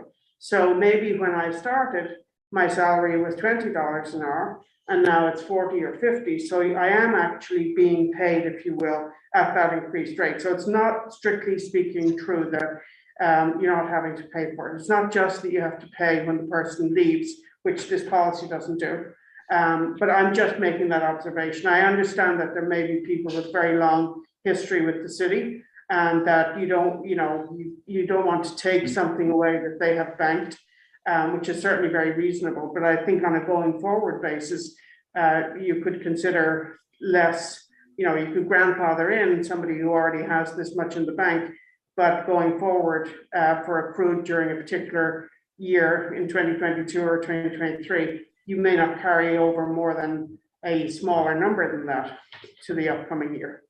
I think that that's a more than reasonable comment, and I would obviously defer to whatever this council would like this policy to look like. So obviously I will defer to the president as to how you would all like to proceed. I don't disagree with it, but that was the thought process behind it, Councilwoman Morris, just so you know where that number came from. Yeah, that's fine. I don't have any other observations. Okay, anyone else? Great. Thank you, Elena, for joining us and explaining this. Now let's get back to where we were. You need me any more? No, I don't think so. And I'll let you know for next week if there's any changes or anything. All right, very good. Thank you very much. All have a good evening. Thank you again. Take care. Yeah. Okay, did the chief stay with us? He's here. I don't know if we had any more questions for the chief. I don't see any hands raised.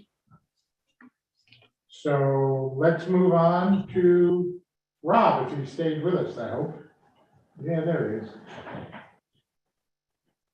Rob? You're muted if you're there. Oh, no, not this. Hello? One. Yes. Come on. We can hear you. Okay. Can you guys hear me? Yes. Hello? Yes. Hello? Hello? We did a report, did we? We've got your Thank you. We did. Can you hear us? What's Can that? you hear us? Okay. Guys, let's go. All right, so I just want to continue from last month. Is that okay? Sure. Let's see, sharing screen.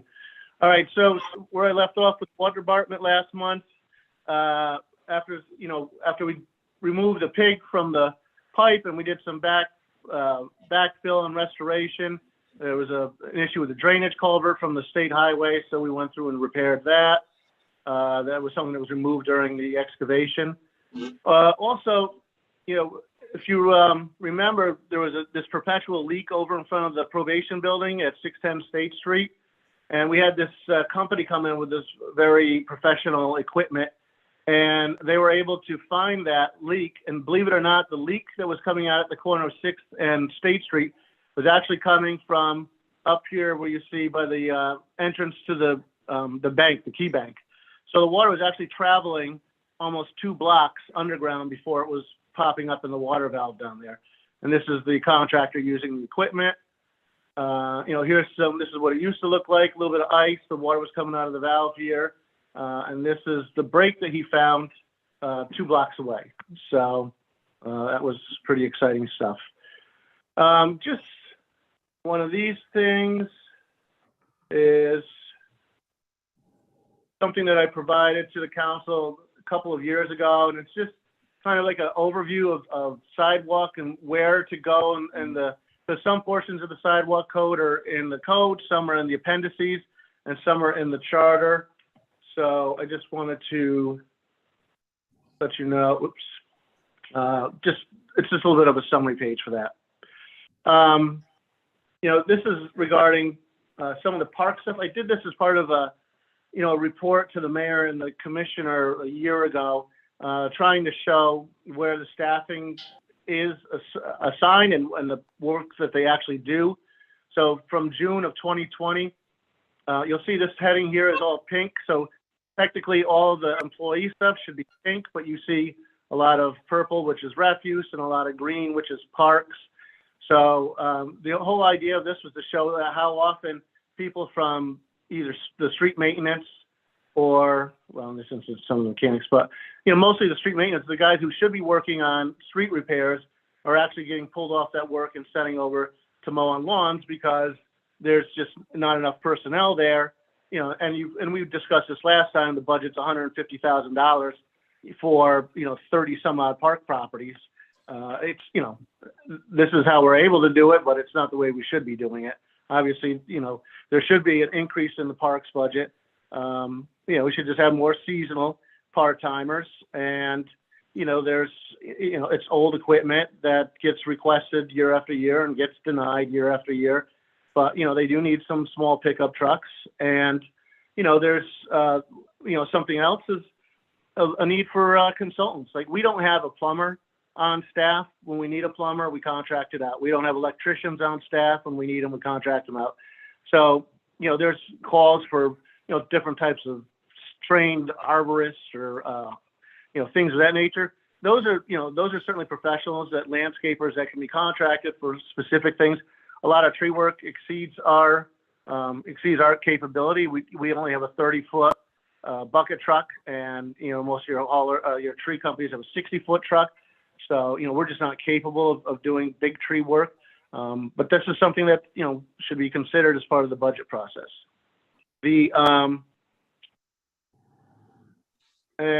Just kind of revisiting the vehicles, in this historical vehicle inventory, which I shared a year or so, there were 5 vehicles that were taken out of service over a 2-year period.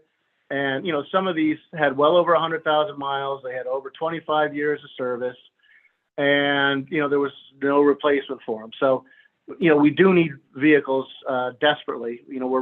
A lot of the vehicles are still barely limping along, and it's just because we make the requests, and the requests say, well, during budget season, and it's determined it's not a good time, and but I've heard that for a number of years in a row.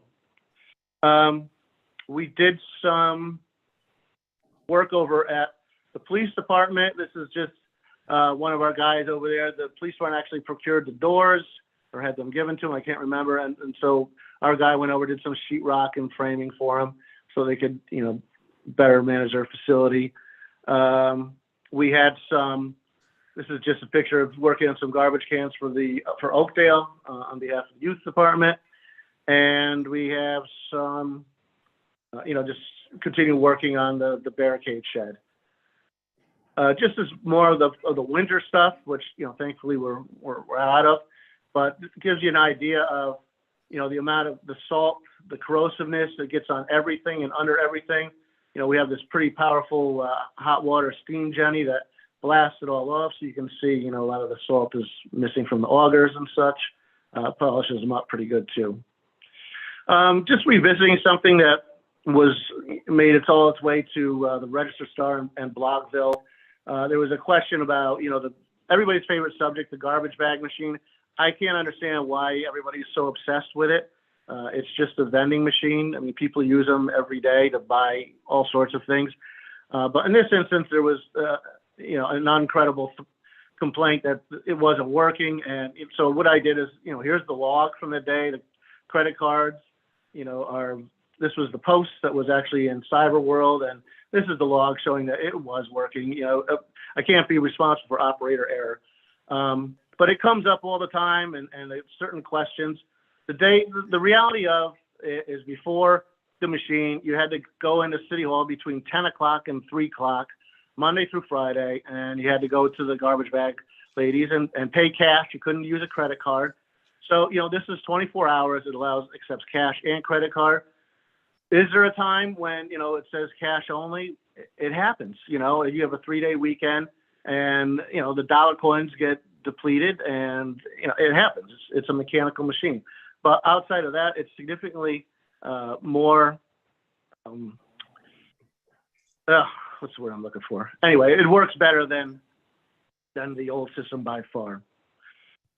Just some cemetery work. We had a contractor who, when we do our paving project, we get the millings that come off the road, and we have some uses for them, but not many.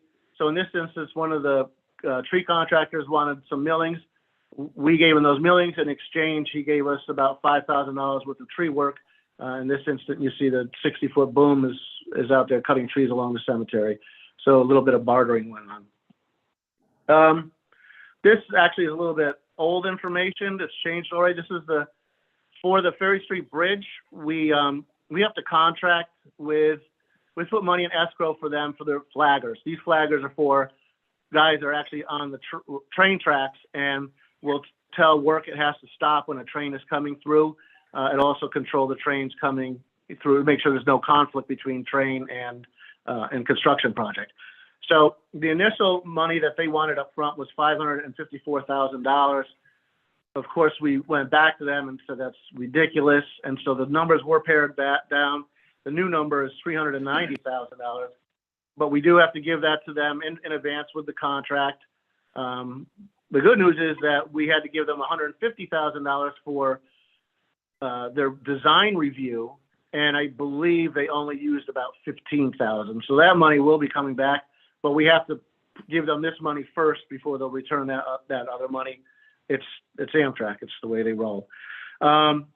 We also, there was some additional project costs to, bump up the Historic Preservation Commission had suggested that the truss and the fencing be vinyl coated and black, and so that adds an additional $300,000 to the construction costs. So we're working with DOT we want to make sure we have all the appropriate funding in place, and I'll get more to that in the next report, which is for April.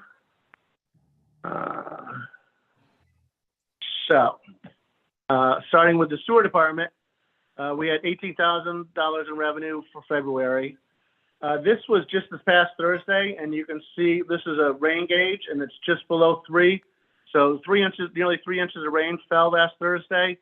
It created a lot of havoc for us. We had several issues.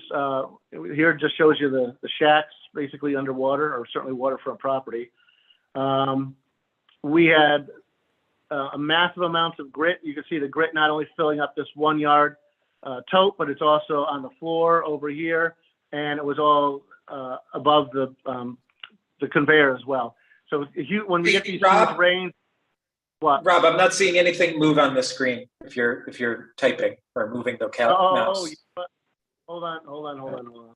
I think I got it. It was sent through. How about this? Did you get sometime today? Yeah, I sent her. Okay. Oh, okay, then I was logged on. Okay. It came on. You see, I wasn't there this morning.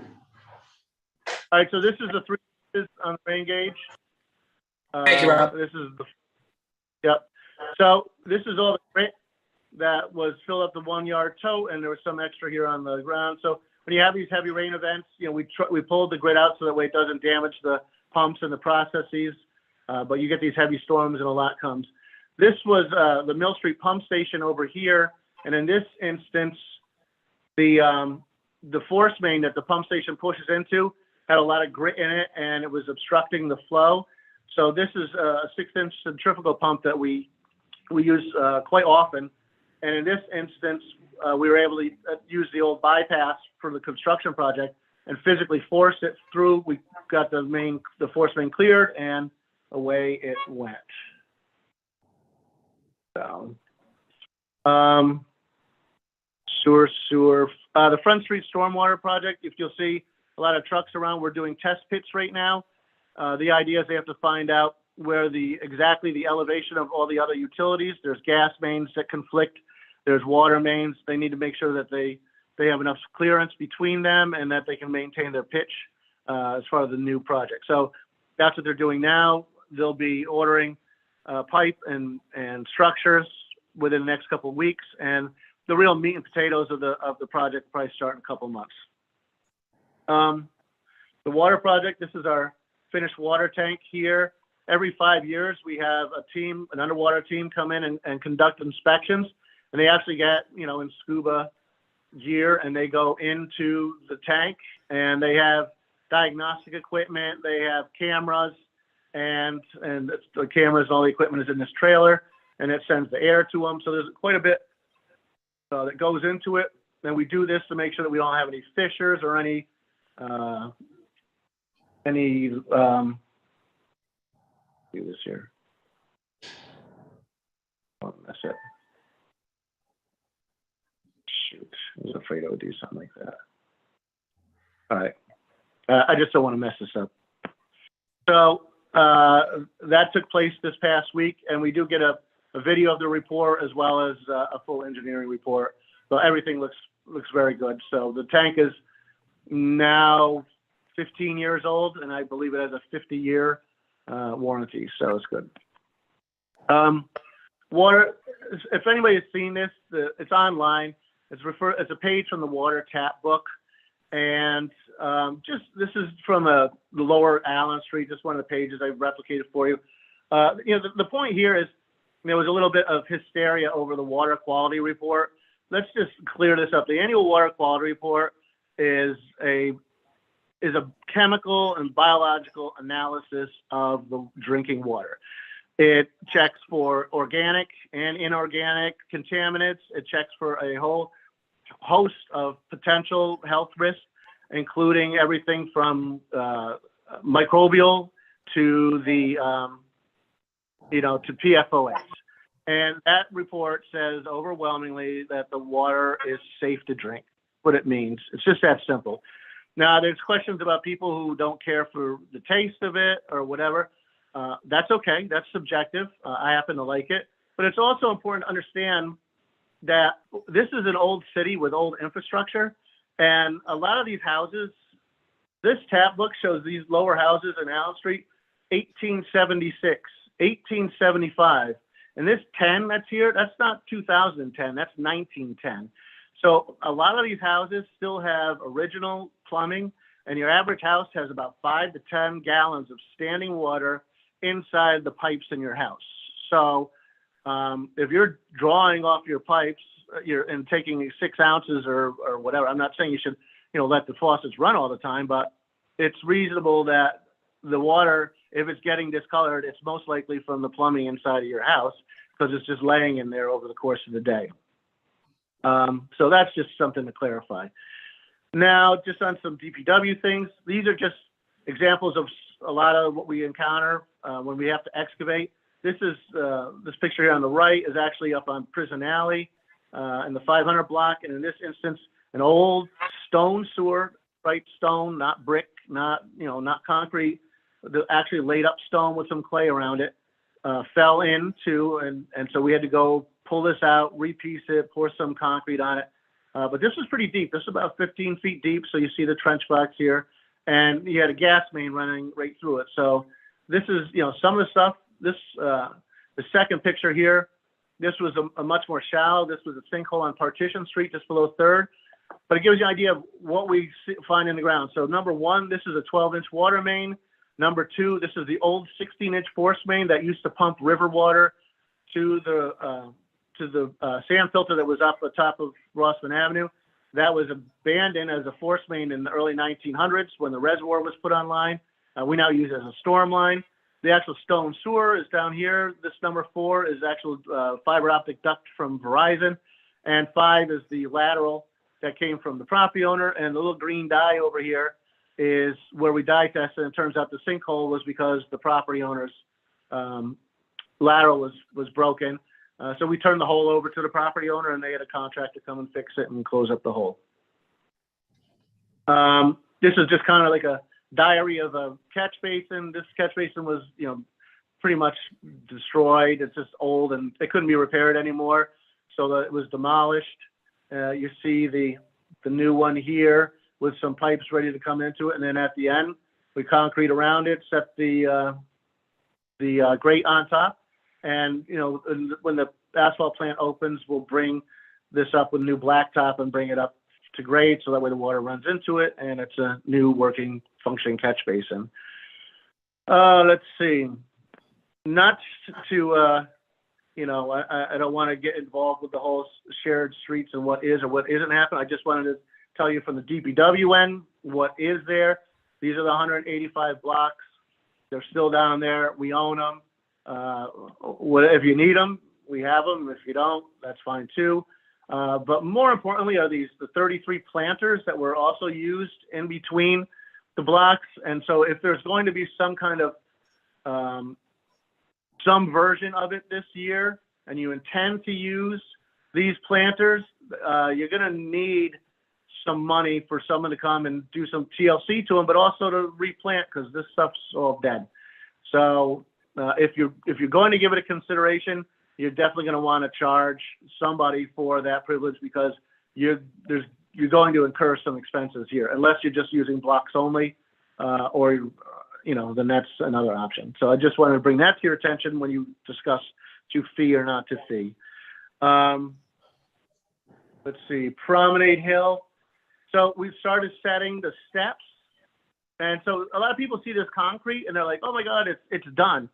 This isn't done. This is the foundation for all the stone. I'll remind you that there's about $400,000 in cut stone in this project. And it's really going to be quite a spectacle when it's done. It's going to be beautiful. But in this instance, this is the stone that's set as part of the steps. This will actually go down to like a little plaza, which will have pavers in it. And you can see the drains that are here. The pavers will be just above the drains. And so the water will go into there and into this catch basin.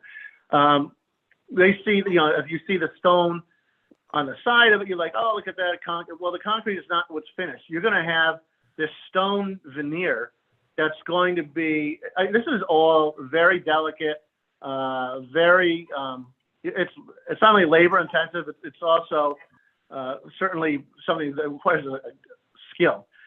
This is definitely the trades at their best. And so there's, this is really just a sample of it. But this wall or this veneer is going to go all the way to the top. You've got these stones, and then you have this bluestone coping that's going to go across, and it's really going to be quite beautiful. It's just going to it takes time. Last week they lost 2 days because of rain, so there's a lot of things that come into play. But you had a crappy park for 40 years, so you're gonna have a beautiful park, and when it's ready, it's ready. Just for the Ferry Street Bridge, I didn't see it on the paperwork today, but I believe it'll be ready for the formal. We just have a change order for the professional services for the design, and the real reason is, this thing was supposed to be constructed probably 2 years ago, and the design phase was never supposed to go for 5 years. But because of the railroads and DOT, this thing just got pushed out. So there was just a lot of additional work that wasn't in the original scope. They had to do NEPA, which is the environmental review, the federal environmental. They had to do that twice because the first one timed out. And there was just other criteria that DOT added that wasn't in the original scope. So the change order is, I believe, for $26,000. That should be before you next week. And as far as the bridge is concerned, you know, the right-of-way documents are all complete. That was a major undertaking. We're finalizing our easements, the utility easements with National Grid. We're really optimistic that this thing will advertise sometime, maybe around September, for a construction start date of March. The reason is it's that long is, you know, we're not ordering just, you know, you're not ordering pipe or stones. This is a precast concrete bridge. It's going to take all of 6 months to construct. So, but we're getting there, and we'll get there. It looks like, you know, we're there. So, all I have.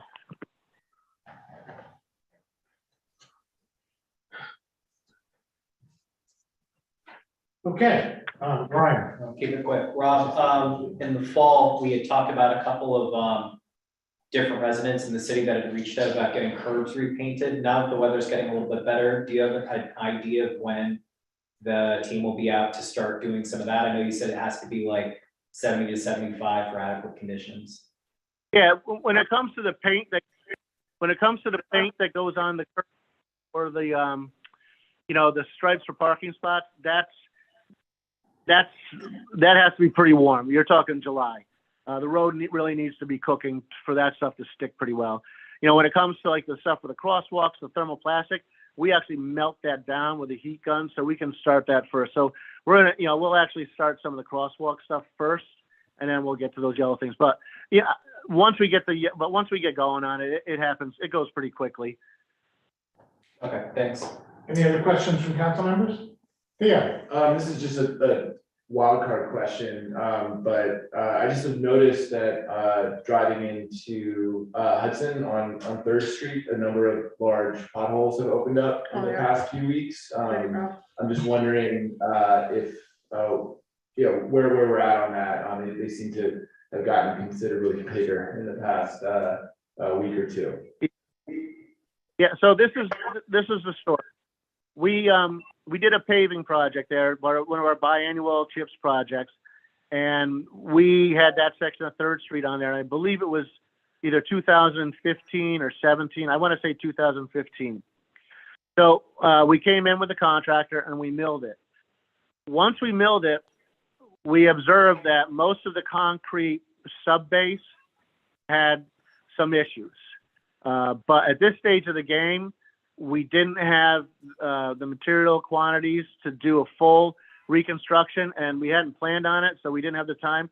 So what we did is we put together what we could. We went heavy on the binder, and then with the top coat to try and hold it together. And obviously, it just didn't hold. It's getting hammered with the trucks. It's getting hammered with this frost. So now we're at the problem is DOT CHIPS money would absolutely be able to pay for this, except when we did the project in 2015, we have to certify that this is a 10-year repair. And so we really can't do it again with CHIPS money for another 3 years. So that said, we're going to start doing some of it in-house. You know, we don't have a huge material and supply budget to begin with, but I just spoke with it again today with my foreman. We're going to probably do some nighttime excavation and then come in the morning with some fabric and stone, and then go heavy with the binder. And we're probably gonna have to go down about 2 feet to get underneath. It looks like when the concrete was poured originally, the term is it was green, and it wasn't fully cured before they started driving on it, and it fractures. So it turns into basically, you know, I don't want to say rubble, but it's not a solid chunk of concrete. When we did try to, you know, hold everything together, but it's just not gonna happen. So we're gonna have to excavate that all out, go below it with new stone subbase, some fabric, put in some binder, and then put a top coat on. So we actually talked about that today, and we're gonna be working on. We don't have the budget to get it all done this year, but we're certainly gonna attack as much of the really, really bad areas and get that cleaned up. Any other questions from council members? Yes. I'm sorry. Oh, Vicky. Yes. So I was wondering how many seasonal employees do you have per year? And the shortage of them, has to do with budget purely, or it's just hard to find people to work? The cemetery has 4 seasonal part-timers budgeted this year. And I believe we have, a lot of them return from year to year. So I believe we have the 4 lined up. As far as other, there aren't any seasonal, there's no appropriation for seasonal part-timers anywhere else in DPW or parks or anything like that. So right now we have, in parks, you have 2 full-timers and then 1 part-timer who's like he's a 52-week part-timer. He's not just seasonal, but that's why I tried to show in that other graph. That's why DPW guys that are actually supposed to be working on street work get pulled off of street work to go manage the parks, because there really should be probably 2 seasonal part-timers in the parks department to help just manage the sheer volume of property that we have. Like I said, it's over 32 properties that we have to mow and maintain. Let's see. Thank you. You're welcome. Okay. Any other questions? Bill, make it quick, please. We have a long agenda still. Yeah, can you hear me?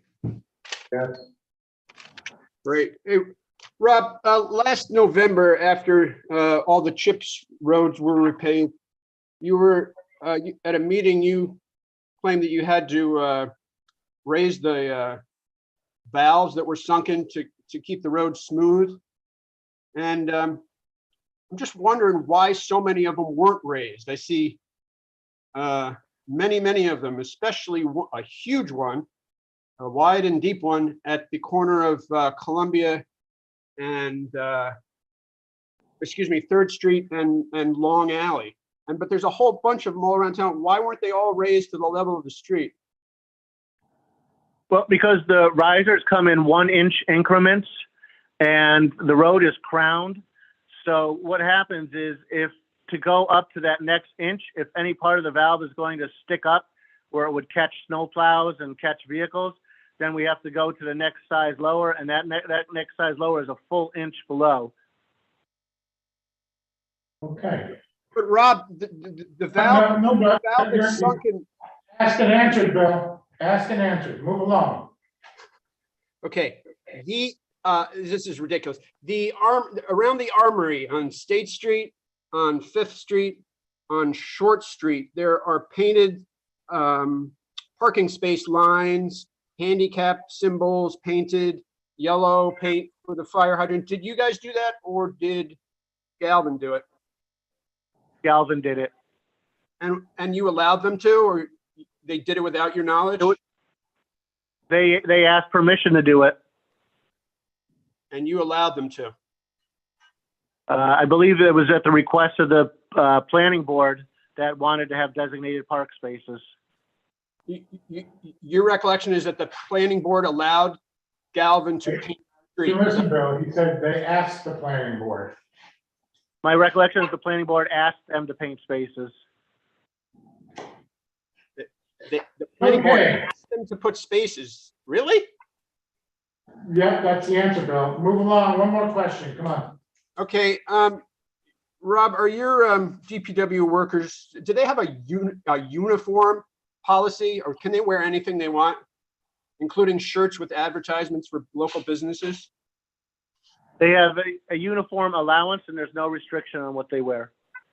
You guys can wear sweatshirts and T-shirts with have contractors' names and numbers on them, advertising? They can even wear a T-shirt that says, "I love Bill Houston." No kidding. That's strange. All right, last question. No, that's it, Bill. Sorry, that's it for tonight. We got a lot to go, and you've been answered. So moving right on. I don't see anybody from the council.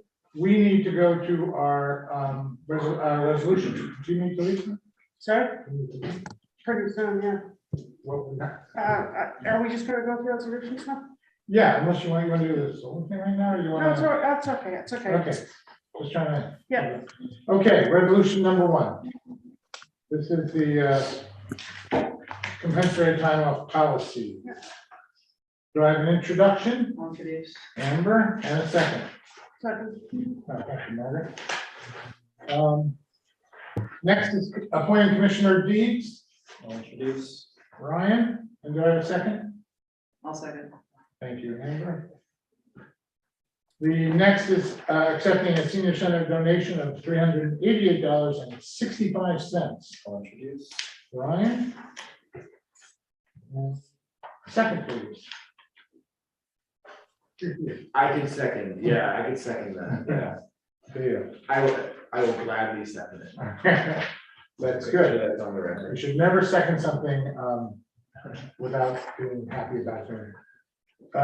Next is, let's see. Oh, this is declaring a negative declaration for the Bridge Street connectivity project.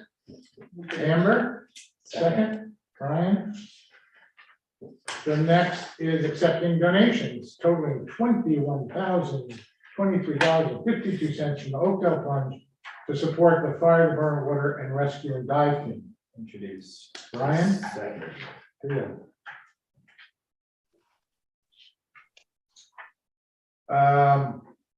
Now, the next, you may not know this, there's a, every year, certain firemen qualify for a very, very small service award program. And we have to approve the list of, actually, we approve of a list provided by the commissioner. Can I have an introduction? I'll introduce. Brian. I'll second. Amber.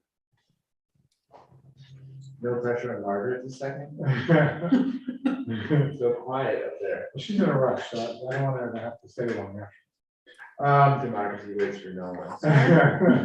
What did you say? Said democracy waits for no one. Get that on a shirt. Yeah. I know. Can I share that you have a very ill dog at home?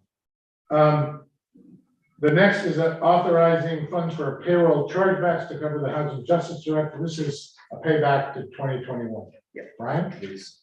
I'll second. And another donation from the First Reformed Church on behalf of the fire department. Ryan. Amber.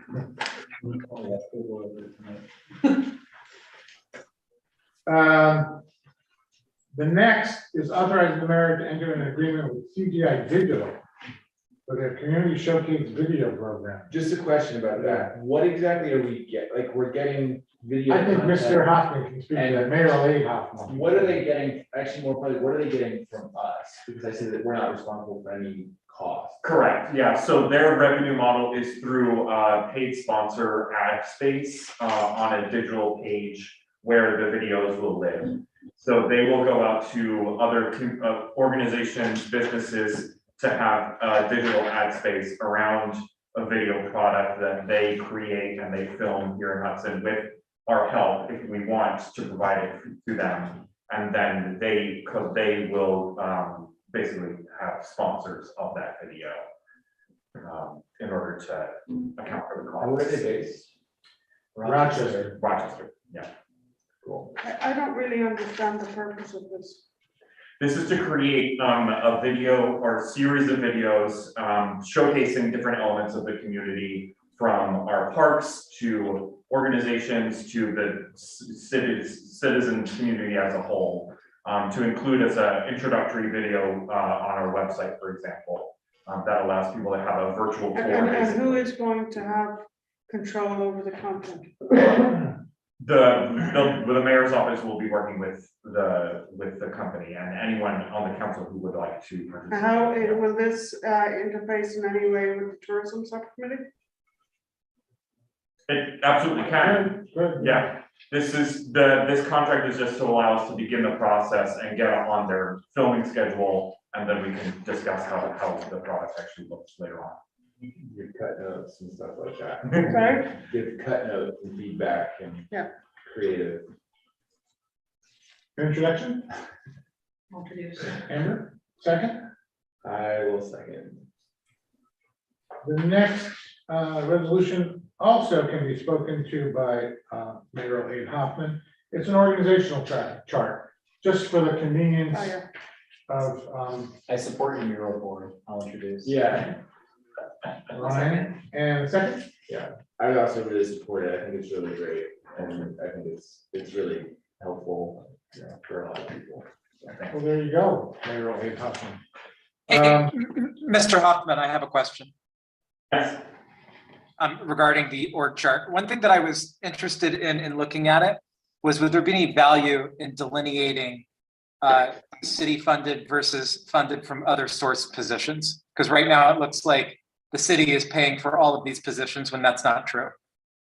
I mean, I realize that's not the scope of the document, but I'm just thinking as a person looking at this, not as somebody who's knowledgeable on the.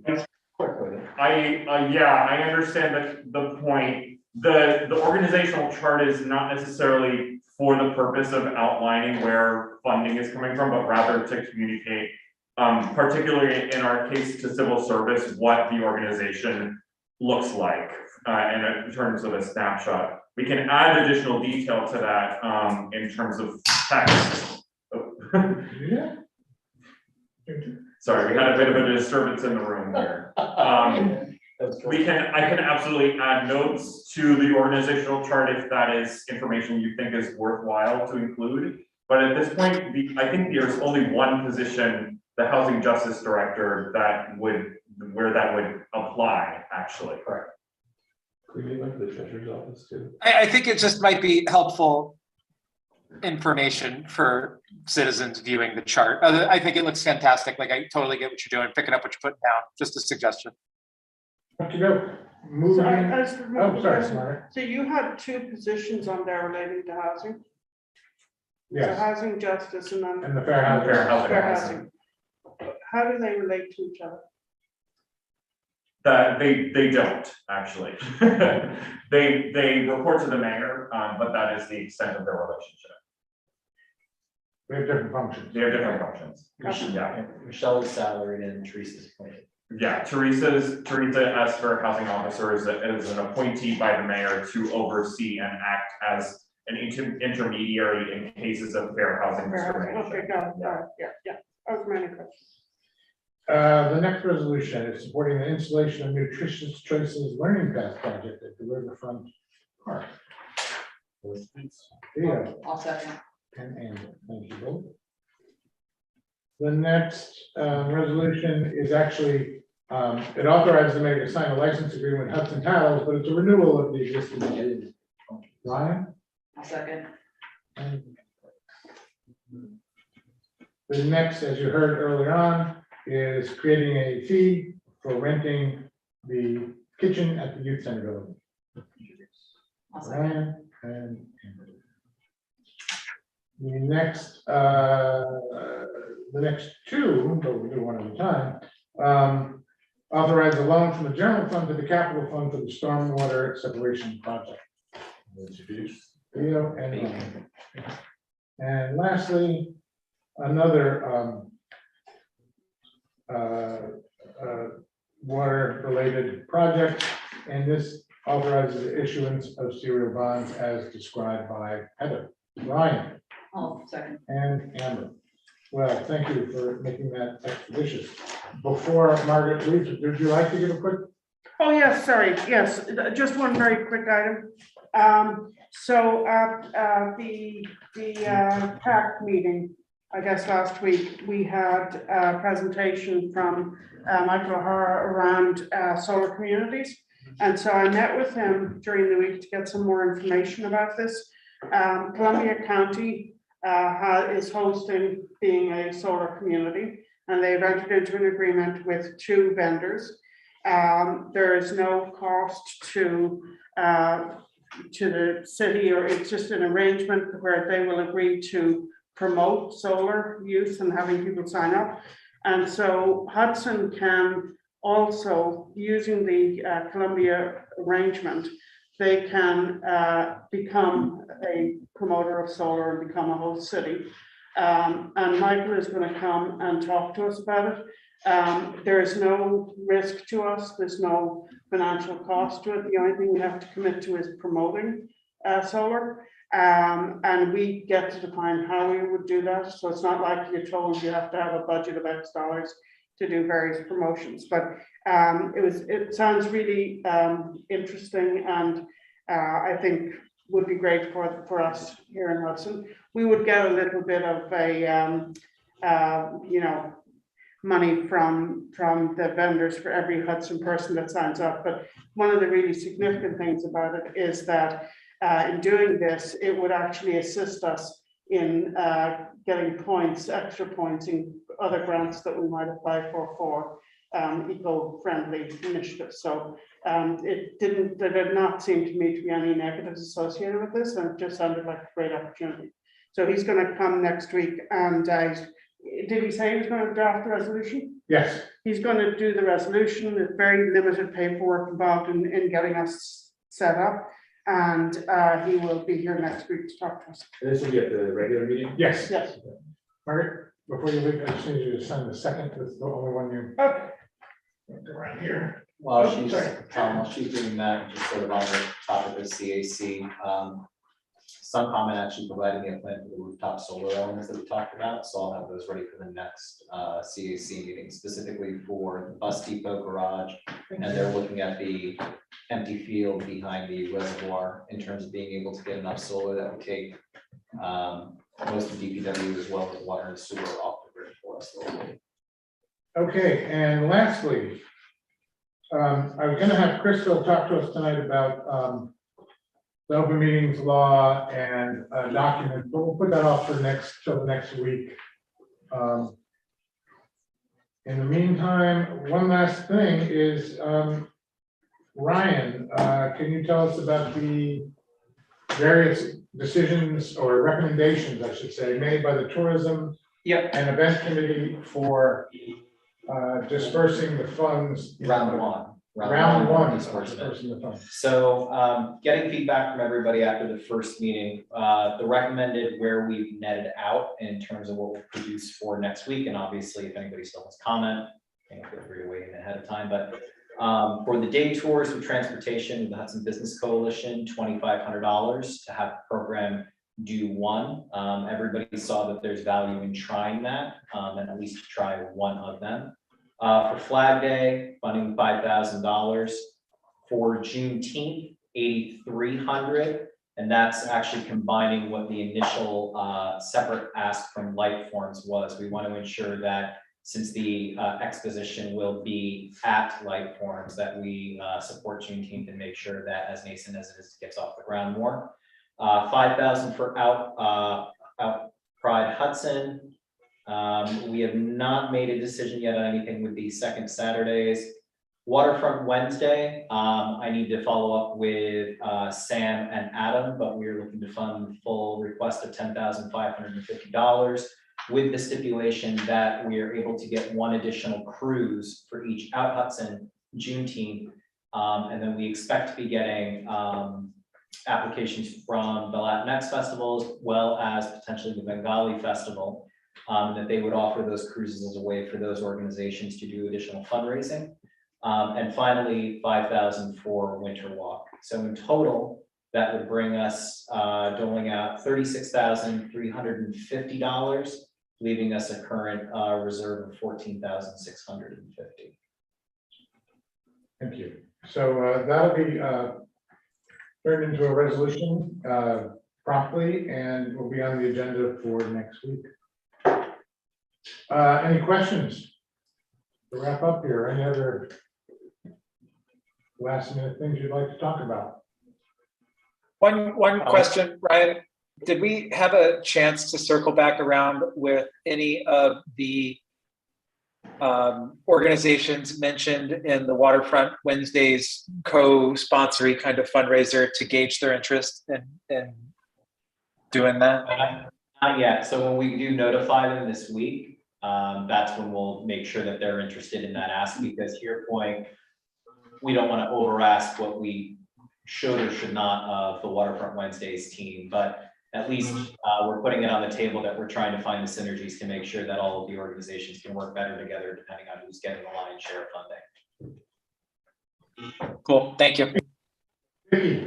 Yes, I just want to give you my opinion about the chart. I just feel that Hudson is a very small city. We're only close to 6,000.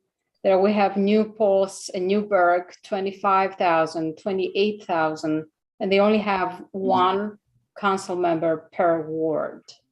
So I mean, it's great to have a lot of ideas. I do think the city gets benefited by having 10 of us there. But at the same time, you know, if the population doesn't increase, we may have to reconsider having 2 council members per ward. That's all.